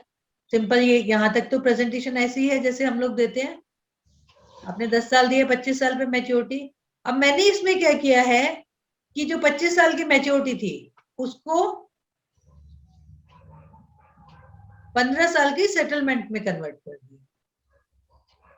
और ये लीगल जायज तरीका है, कुछ नाजायज नहीं है, हमारी पॉलिसी में ऑप्शन है। ऐसा नहीं है कि हम कुछ गलत करके दे रहे हैं, ये ऑप्शन हमारी पॉलिसी में इनबिल्ट है। इसकी मैच्योरिटी को हम सेटलमेंट में ले सकते हैं। 60 साल का जब बंदा होगा तो उसको 5,80,175 रुपए सालाना है, मंथली लगभग वही 50,000 रुपए के आसपास हो गई, क्योंकि यहाँ प्रीमियम कम था तो इसलिए थोड़ा सा कम नजर आ रहा है। इसको हम प्रीमियम 10,000 पे ले आएंगे तो 50,000 से ऊपर हो जाएगा, 6 लाख से ऊपर। तो 50,000 की उसको पेंशन मिल रही है, जो कि अगले 15 साल तक मिलेगी, यानी कि 74 ऑफ उसकी एज तक, 75 तक मिलेगी। 74 के लास्ट में ये मिल रही है, तो 75 की एज तक उसको ये पेंशन मिलेगी। अब उसको समझ में आएगा कि नहीं आएगा ये प्लान, उसकी नीड पे फिट बैठेगा नहीं? Yes ma'am. तो इस तरीके से सेटलमेंट ऑप्शन से आप किसी भी प्लान को पेंशन प्लान में कन्वर्ट कर सकते हैं। कुछ पूछना है इसमें से? मैम वो जो आप बता रहे हो सेटलमेंट करना है तो 25 साल के बाद तो उसे मैच्योरिटी मिलेगी? नहीं मिलेगी ना, फिर सेटल उसको पेंशन मिलेगी। हमने अगर सेटलमेंट ऑप्शन उससे साइन करा लिया, उसको प्रेजेंटेशन ही ऐसे दिया है, उसको चाहिए ही पेंशन, उसको ये भी आप बता सकते हो कि सर फिर भी आपके पास जो है फ्लेक्सिबिलिटी रहती है। अगर अभी आपने मान लीजिए पेंशन के लिए प्लान किया है और फ्यूचर में, ये सब पहले नहीं बताना है, जब फॉर्म फिल कर रहे हो तो उसको नॉलेज जरूर देनी है कि फ्यूचर में आपको अगर जरूरत होती है उस समय पेंशन की, तो आप इसको कैंसिल भी कर सकते हो। सेटलमेंट ऑप्शन को 3 महीने पहले तक आप इसको कैंसिल करके और इकट्ठा मैच्योरिटी अमाउंट पे ले सकते हो। मैम और जैसे आपकी उसकी मैच्योरिटी, जी हेलो, जी बताएं। जैसे उसकी मैच्योरिटी पे उसको एक लमसम अमाउंट जो मिलना था उसको हमने पेंशन में कर दिया 15 हाँ साल के लिए, हाँ, तो फिर उसके बाद में कुछ मिलेगा उसे 15 साल के बाद? नहीं फिर क्या मिलेगा भाई, जो हम दे रहे थे उससे काफी ज्यादा तो हमने दे दिया, जी उसमें उसको ब्याज मिल रहा है ना। जी। आप ये देखिए, जो इतनी पॉलिसी पे आपको जो मैच्योरिटी मिलती है उसमें आपको ये ब्याज लग के मिल रहा है पैसा। हाँ 40 अब लाख मिलने तो हमने उसको 1 करोड़ कर दिया, यही है ना जी? 40 लाख 25 लाख का आपका सम एश्योर्ड में कितनी मैच्योरिटी मिलती है? 40 लाख। 25 पे 40 नहीं मिलती है, काफी ज्यादा मिलती है। 10 लाख पे आपको 27 लाख के करीब मिलता है। अब 26 लाख कुछ आता है आज अच्छा के बोनस रेट के हिसाब से।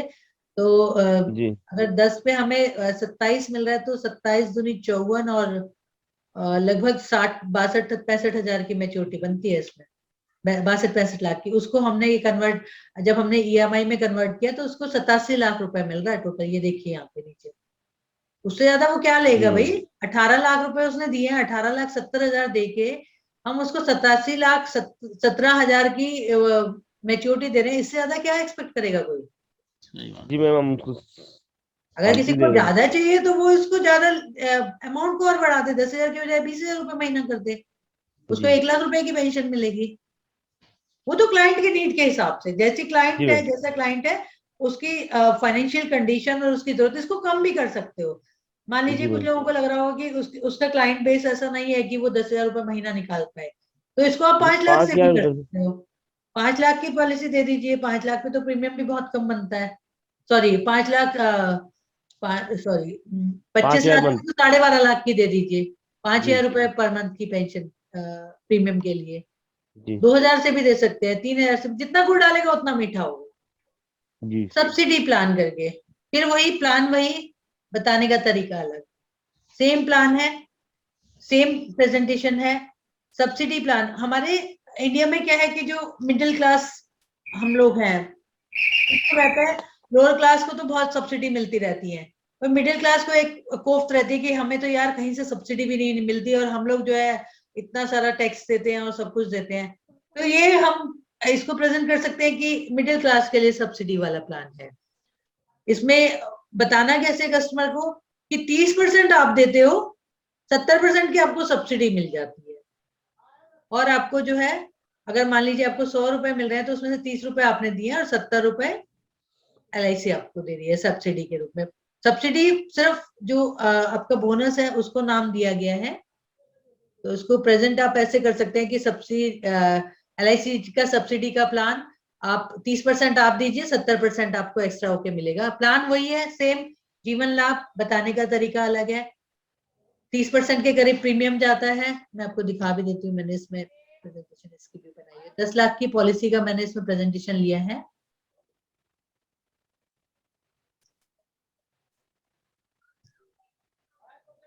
दस लाख की पॉलिसी ली है, 46,000 रुपए का इंस्टॉलमेंट प्रीमियम है। यहाँ पे हम इस वाले लास्ट वाले पेज पे आ जाते हैं। आपने सर 7,23,586 रुपए दिए हैं, LIC ने आपको 26,25,000 रुपए मेच्योरिटी पे देती है, यानी आपका जो पैसा था 30% था, और जो LIC का शेयर इसमें है 19,01,000 रुपए, वो 70% होता है जो भी आपको रिटर्न मिलती है। तो इसमें आपको जो है 70% की सब्सिडी मिलती है। तो कुछ कुछ लोगों को आप इस तरीके से भी प्लान बेच सकते हैं, जब आप कस्टमर से मीट कर रहे हैं और बातचीत करके आप उसकी जरूरतें निकाल रहे हैं, और उसने एक रोना रो दिया जी हम तो मिडिल क्लास हैं और हमें तो सरकार कोई बेनिफिट नहीं देती है, हमसे सिर्फ टैक्स लेती रहती है, गरीब लोग फायदे में हैं, गरीब लोगों को तो इतनी सारी सब्सिडी मिलती है, बिजली फ्री, पानी फ्री, अमीर लोग अपना इतना कमा रहे हैं उनको कोई फर्क ही नहीं पड़ रहा है। और हमारी ये कथा चालू हो जाती है ना कई लोगों की जब आप बैठते हैं, तो जी आपको भी मैम। शायद ऐसा एक्सपीरियंस रहा होगा। तो हम लोग तो पिसे हुए हैं, चक्की में पिसे हुए हैं, मिडिल क्लास, हमारे लिए कोई सब्सिडी नहीं है। सीधा बोलो सर आपके लिए मेरे पास एक सब्सिडी वाला प्लान है। अब क्या हुआ, ये सब्सिडी वाला प्लान। उसके उसके मेंटल लेवल पे मैच हो गया कि जिस चीज की मुझे जरूरत थी, मेरे को तो सब्सिडी मिलती नहीं है, मुझे सब्सिडी की जरूरत है, कोई मेरी इस बात को समझता नहीं है। सिर्फ ये जो सामने बंदा बैठा है इसने मेरी इस बात को समझा है कि मुझे भी सब्सिडी चाहिए, मैं टैक्स ही भरता रहूंगा, मेरे को नहीं चाहिए क्या। तो उसको आप सब्सिडी का प्लान करके भेजिए कि बेचिए कि 70% आपको LIC सब्सिडी के रूप में देगी, 30% आप दे रहे हैं। फिर उसको प्रेजेंटेशन में आप दिखा भी सकते हैं कि आपको 26,25,000 मिल रहा है, इसका 30% होता है, कितना होता है आप निकालिए, कैलकुलेट कीजिए कैलकुलेटर में, मैं भी करती हूँ। मैम आप कौन सा सॉफ्टवेयर यूज करती है? मेरे पास ये मैजिक का सॉफ्टवेयर है, वंडर प्लान, और मेरे पास वो फ्री वाला भी है जो ऑल इन वन वाला है, जो आप लोग भी यूज करते हैं। जी मैम जी। लैपटॉप में मैम जो दोबारा प्रेजेंटेशन बताइए कि दिखाती आवाज हूँ ब्रेक मैं हुई। इसमें ही दिखाती हूँ। लैपटॉप में मैजिक वाली ना? 26,25,000 का अगर आप 30% निकालते हैं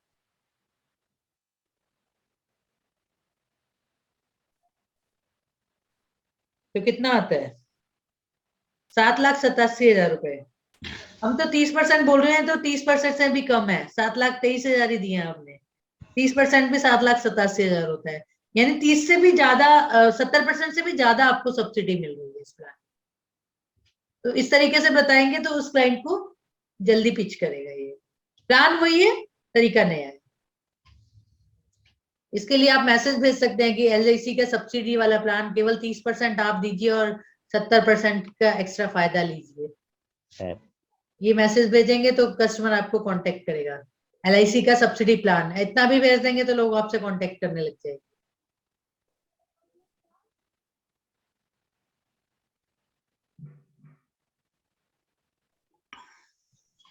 टाइम भी ओवर हो चुका है हमारा। जी मैम, आप 10 लोग मिनट। बड़े पेशेंस है जो सीख रहे हैं इतने। मुझे भी मजा आ रहा है बताने में, और आपको भी शायद मजा आ रहा है सुनने में। ये भी लोग जबरदस्ती बैठे हैं। अच्छा लग रहा है, हम बहुत नई नई चीजें सीख भी रहे हैं। तो आपका जो बताने का तरीका है मैम, तो उससे बहुत अच्छा हम लोग ग्रैब कर रहे हैं।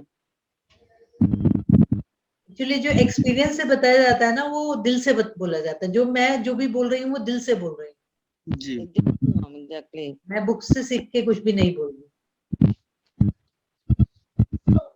ये आपका असाइनमेंट ऑफ द मंथ है। आप सब लोगों से मेरी हाथ जोड़ के गुजारिश है कि ये असाइनमेंट जरूर कर लीजिएगा, और पिछली बार का जो असाइनमेंट है वो भी कर लीजिएगा। इससे पहले चलिए हाँ, धन्यवाद रचना जी। मैं पूरे टाइम प्रेजेंस रहा हूँ, ठीक है ना। बहुत ही बढ़िया सेशन रहा है। मैं देखो शुरुआत में ही बताया कि मुझे सबसे बढ़िया ट्रेनिंग का ये सिस्टम लगता है टाइमिंग। संडे सुबह 8 से 10 कोई डिस्टरबेंस नहीं, और इतना बढ़िया। जिसके अंदर पैशन है ही must join this training session.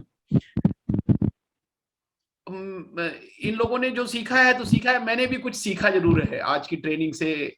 मुझे भी कुछ नॉलेज अपडेट हुआ है। तो Rachna ji, thank you very much for keeping the update. Topic एक जो डॉक्टर्स प्लान है, मुझे लगता है बहुत ज्यादा अपील किया है। आप सब जो है जितने भी डॉक्टर्स से मिल सकते हैं, एक पेशेंट की फीस 500 रुपया दीजिए, 1 करोड़ लीजिए। एक पेशेंट से अगर 1000 रुपए लेता है तो 1000 दीजिए, 2 करोड़ लीजिए। उसको बताइए कि आपको 2 करोड़ मिलेगा। First healthy maturity. मुझे लगता है लाभ जितने तरीके से बताया मैडम ने, और कोई तरीका हो नहीं सकता। सब्सिडी वाला भी एक अच्छा कंसेप्ट है। इसमें मेच्योरिटी के अलावा आप ये भी बता सकते हो कि इसमें प्रीमियम में भी डिस्काउंट है। बाकी प्लान में अगर आपने 10 लाख दिया तो आपको 10 लाख प्रीमियम देना पड़ता है। इसमें 7.5 ही, यानी करीब 30% का डिस्काउंट यहाँ प्रीमियम में भी है। अगर कोई मेच्योरिटी पे नहीं मानता तो प्रीमियम पे भी बता सकते हो कि सब्सिडी भी है जी। प्रीमियम भी 30% सस्ता है इसका in comparison to other branch. Excellent tool है। जीवन लाभ एक बहुत बढ़िया प्रोडक्ट है, और मुझे लगता है बिगिनर्स के लिए लाभ बेचना बहुत ही आसान है, क्योंकि मेच्योरिटी उसमें ज्यादा दिखती है। सेटलमेंट ऑप्शन का जो तरीका बताया, मुझे लगता है कि अभी कई एक्सपर्ट एजेंट्स के पास भी इतना बढ़िया आइडिया नहीं होगा। तो आप लोग स्टार्टिंग में ये फॉर्चुनेट है कि सेटलमेंट ऑप्शन का एक कंसेप्ट सीख रहे हैं। पहले एक डिमांड थी LIC में सेटलमेंट ऑप्शन की, तो it's very good concept. Madam का मैं पैशन की तारीफ करूंगा। देखिए, हम सब लोग अपने घर की ड्रेस में बैठे हैं, जैसे भी कंफर्टेबल। मैडम का ड्रेस सेंस देखिए, आई कार्ड बकायदा लगा रखा है उन्होंने। Look at the passion, that's why she is so successful. जो पैशनेट होता है वही सक्सेसफुल होता है। आप भी अपना लीजिए, जो भी छोटी छोटी चीजें ना डिफरेंट है अपना लीजिए। सुबह 8 से 10 हम लोग कभी इधर उधर मूवमेंट भी कर रहे थे, कभी वीडियो ऑफ कर रहे थे, ऑडियो ऑफ कर रहे थे। Madam continuously she was on, और with full vigour and enthusiasm. आपका जोश लास्ट लाइन में भी उतना ही जोश था जो पहली लाइन में था। So nice ma'am, thanks, great. Participant से मेरी एक रिक्वेस्ट है कि मैडम ने जो कैलेंडर का ऑप्शन बताया वो भी ले लीजिए, जिससे नेक्स्ट टाइम देर ना हो। कैलेंडर एक यूज करना बहुत बढ़िया है। अगला सेशन न्यू ईयर में होगा हमारा, 9 जनवरी है। तो आप अपने कैलेंडर में लगा दीजिए सेकंड संडे 9 जनवरी को, कि उससे पहले आपको एक दिन पहले याद रहे, जिससे कम से कम आज जो मैडम ने असाइनमेंट पूछा और कई लोगों ने ब्लैंक दिया कि मुझे असाइनमेंट किया नहीं, तो अगर 1-2 दिन पहले कैलेंडर रिमाइंड करा देगा तो कम से कम आप होमवर्क जल्दी जल्दी कर लेंगे किसी से, कि भाई ब्लैंक नहीं लेना पड़ेगा। कंसिस्टेंसी बहुत जरूरी है। मैं लास्ट में बस इतना बोलना चाहता हूं कि जैसे आपने 2 सेशन अटेंड करे मैडम के, कंसिस्टेंसी लगी रही है काम में।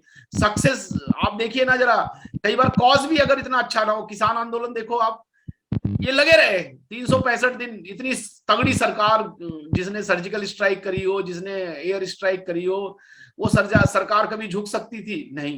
लेकिन इन किसानों ने, चाहे इनकी मांग जायज नाजायज जो भी रही हो, आंदोलन का तरीका जैसे लोगों को डिस्टरबेंस हुई हो या ना हुई हो, लेकिन ये लगातार लगे रहे, तो क्या हुआ? अल्टीमेटली सक्सेस प्राप्त हो गई। तो आप भी इस प्रोफेशन में अगर लगातार रहे रहोगे तो कोई रोक नहीं सकता आपको दोबारा रचना मैडम बनने से। मैं तो चाहता हूं कि नेक्स्ट ईयर या 2-3 साल में आप लोग ऐसे ही पैशनेट रहिए, MDRT बनिए। आज रचना मैडम ट्रेनिंग सेशन में देखिए, इनका ट्रेनिंग सेशन मुझे भी, मतलब मेरे को भी ये लगा कि आई शुड लिसन हर, मैं भी सीखूं मैडम से कुछ नई बातें। और बस यही कहना था मुझे। Thank you Rachna ji for so nice, अपना टाइम दिया, लोगों को अपना पैशन। देखिए, लुक एट द पैशन, अपनी हर बात बताने के लिए। आप लोगों में से गुजारिश है कि इसका फायदा उठाइए, है ना। आपको कुछ फल मिला हुआ है, कुछ फ्रूट्स मिले हुए हैं, कुछ अच्छी नॉलेज है, इसका इस्तेमाल रहिए। मैसेज है, सब्सिडी वाला प्लान दीजिए, डॉक्टर्स प्लान वाला। जितने भी डॉक्टर्स हैं आपके एरिया में, कोई छूटना नहीं चाहिए। जैसे वो पोलियो की दवाई हमारे घर घर में पिला रहे थे ना, हर डॉक्टर को पिलाइए ये दवाई। 500 रुपया दीजिए, 1 करोड़ लीजिए, कोई डॉक्टर छूटना नहीं चाहिए। वो भले बोल दे कि नहीं मुझे 1 करोड़ नहीं चाहिए, मुझे 2 चाहिए, मुझे 3 करोड़ चाहिए, तो अमाउंट बता दीजिए। लेकिन एक भी डॉक्टर आपके एरिया में 10, 12, 15 किलोमीटर के एरिया में छूटना नहीं चाहिए। और मैं आपको बता दूं, अगर इतने लोगों से मिलोगे तो जरूर सक्सेस होगे। एक्टिवाइजेशन का कैंपेन का ले लिए। थैंक यू रचना जी। किसी और साथी को कुछ बोलना है वोट ऑफ थैंक्स में तो बोल सकता है। Jaipal, you want to say something, फिर क्लोज करते हैं हम लोग। जी सर, एक मिनट। हाँ बोलिए, कैसा रहा आपको सेशन लगा आज? मैम सेशन तो सर बहुत बढ़िया रहा, काफी कुछ सीखने को मिला। जो मैम जो जिस तरीके से सरल भाषा में जो समझाती है ना, वो एकदम दिमाग में उतर जाता है। और इतना मतलब जो बोलने की रफ्तार को होता है ना, कई लोग बहुत ज्यादा तेज बोल जाते हैं, मैं भी बहुत तेज बोल जाता हूँ कभी कभी, तो सामने वाले को समझ में ही नहीं आता। तो मैडम की वो स्पीड और वो सारी लैंग्वेज इतनी सरल है ना कि मतलब एक एक बात उतरती चली जाती है। तो ये कि हम सारी चीज लिख लेते हैं उसको। चलिए बहुत बढ़िया है ना। कोई और साथी कुछ बोलना चाहता है? मालती जी कुछ बोलना चाहते हो? सर आपने मुझे इस प्लेटफॉर्म से जुड़ने का मौका दिया, मुझे इतना अच्छा सेशन ज्वाइन करने का मौका दिया, इसके लिए सबसे पहले मैं थैंक यू आपको कहना चाहती हूँ, क्योंकि मैं सिर्फ आपकी वजह से ही रचना मैम को जान पाई हूँ और आपने मुझे इस प्लेटफॉर्म से अवगत कराया, इसके लिए सबसे बड़ा थैंक्स सर आपको। और जैसा आपका नेचर है बिल्कुल फ्रेंडली, तो जो फ्रेशर्स हैं लाइक मी, तो सर बहुत कुछ आगे करने के लिए सीखेंगे और बिना डरे अपनी बात आप तक पहुंचा पाते हैं या मैम तक पहुंचा पाते हैं, तो सबसे बड़ा थैंक्स इसलिए सर मैं आपको कहना चाहती हूँ। और रचना मैम तो ऑलराउंडर हैं, जैसा मैंने 2 मीटिंग में मैं मैम को जान पाई हूँ। बाय फेस मैं थोड़ी देर के लिए एक बार मिल पाई थी, तब मैं नहीं जानती थी कि ये मैम मतलब क्या करती हैं। तब तो मैं लाइक मैम को मैं जानती थी जैसे मैम शायद मेरी तरह ही अभी एजेंट होंगी। और मैं फर्स्ट मीटिंग में ही मतलब बहुत अच्छा लगा, बहुत इंप्रेसिव नेचर है मैम का, तो बिना डरे कुछ भी पूछना है तो पूछ सकते हैं। और मैम तरह से मतलब इन्होंने अपना सेशन लिया तो बहुत अच्छा लगा। और हम लोगों ने जैसे मतलब बीच बीच से क्वेश्चन भी करते हैं, तो मैम जैसे अपना धारा प्रवाह से बोल रही थी, तो वहां से भी माइंड डिस्टर्ब होता है, हम लोगों को आंसर करती हैं और उसके बाद फिर उसी टॉपिक पे पहुंचना बहुत बड़ी बात है। तो मैम मैंने बहुत कुछ सीखा आज आपसे और मैं कोशिश करूंगी कि मैं बहुत जल्दी जो जो चीजें आपने बताई उनको ग्रैब करके मैं अपने लाइफ में मतलब आगे बढ़ूं। बहुत ही Thank you. बढ़िया। Thank you very much. हाँ नेक्स्ट है 9 जनवरी को, अपॉइंटमेंट में लिख लीजिए। होम असाइनमेंट दोनों कर रहे हैं आपने, पिछले भी और नए भी। और मैडम उस ग्रुप में ना एक ग्रुप बनाया हुआ है हमने, सेकंड संडे वाला, आप लोग उसमें क्वेरी डाल सकते हैं, मैडम विल डेफिनेटली आंसर। आपकी जो भी क्वेरी है उस ग्रुप में डालिए। आज सब्सिडी वाला मैसेज रचना जी डाल दीजिएगा जिससे लोग फॉरवर्ड कर सकें, और मैं भी उसमें कोशिश करूंगा। आप कोई भी क्वेरी है आप उसमें, एक्सक्लूसिवली ग्रुप है, आप उसमें डालिए कोई क्वेरी है, कोई कुछ भी है। Thank you Rachna ji. Okay thank you. Next 9 जनवरी 2000 नए साल में मिलेंगे इस सेशन के साथ। Thank you thank you ma'am, thank you sir. Thank you ma'am, thank you sir.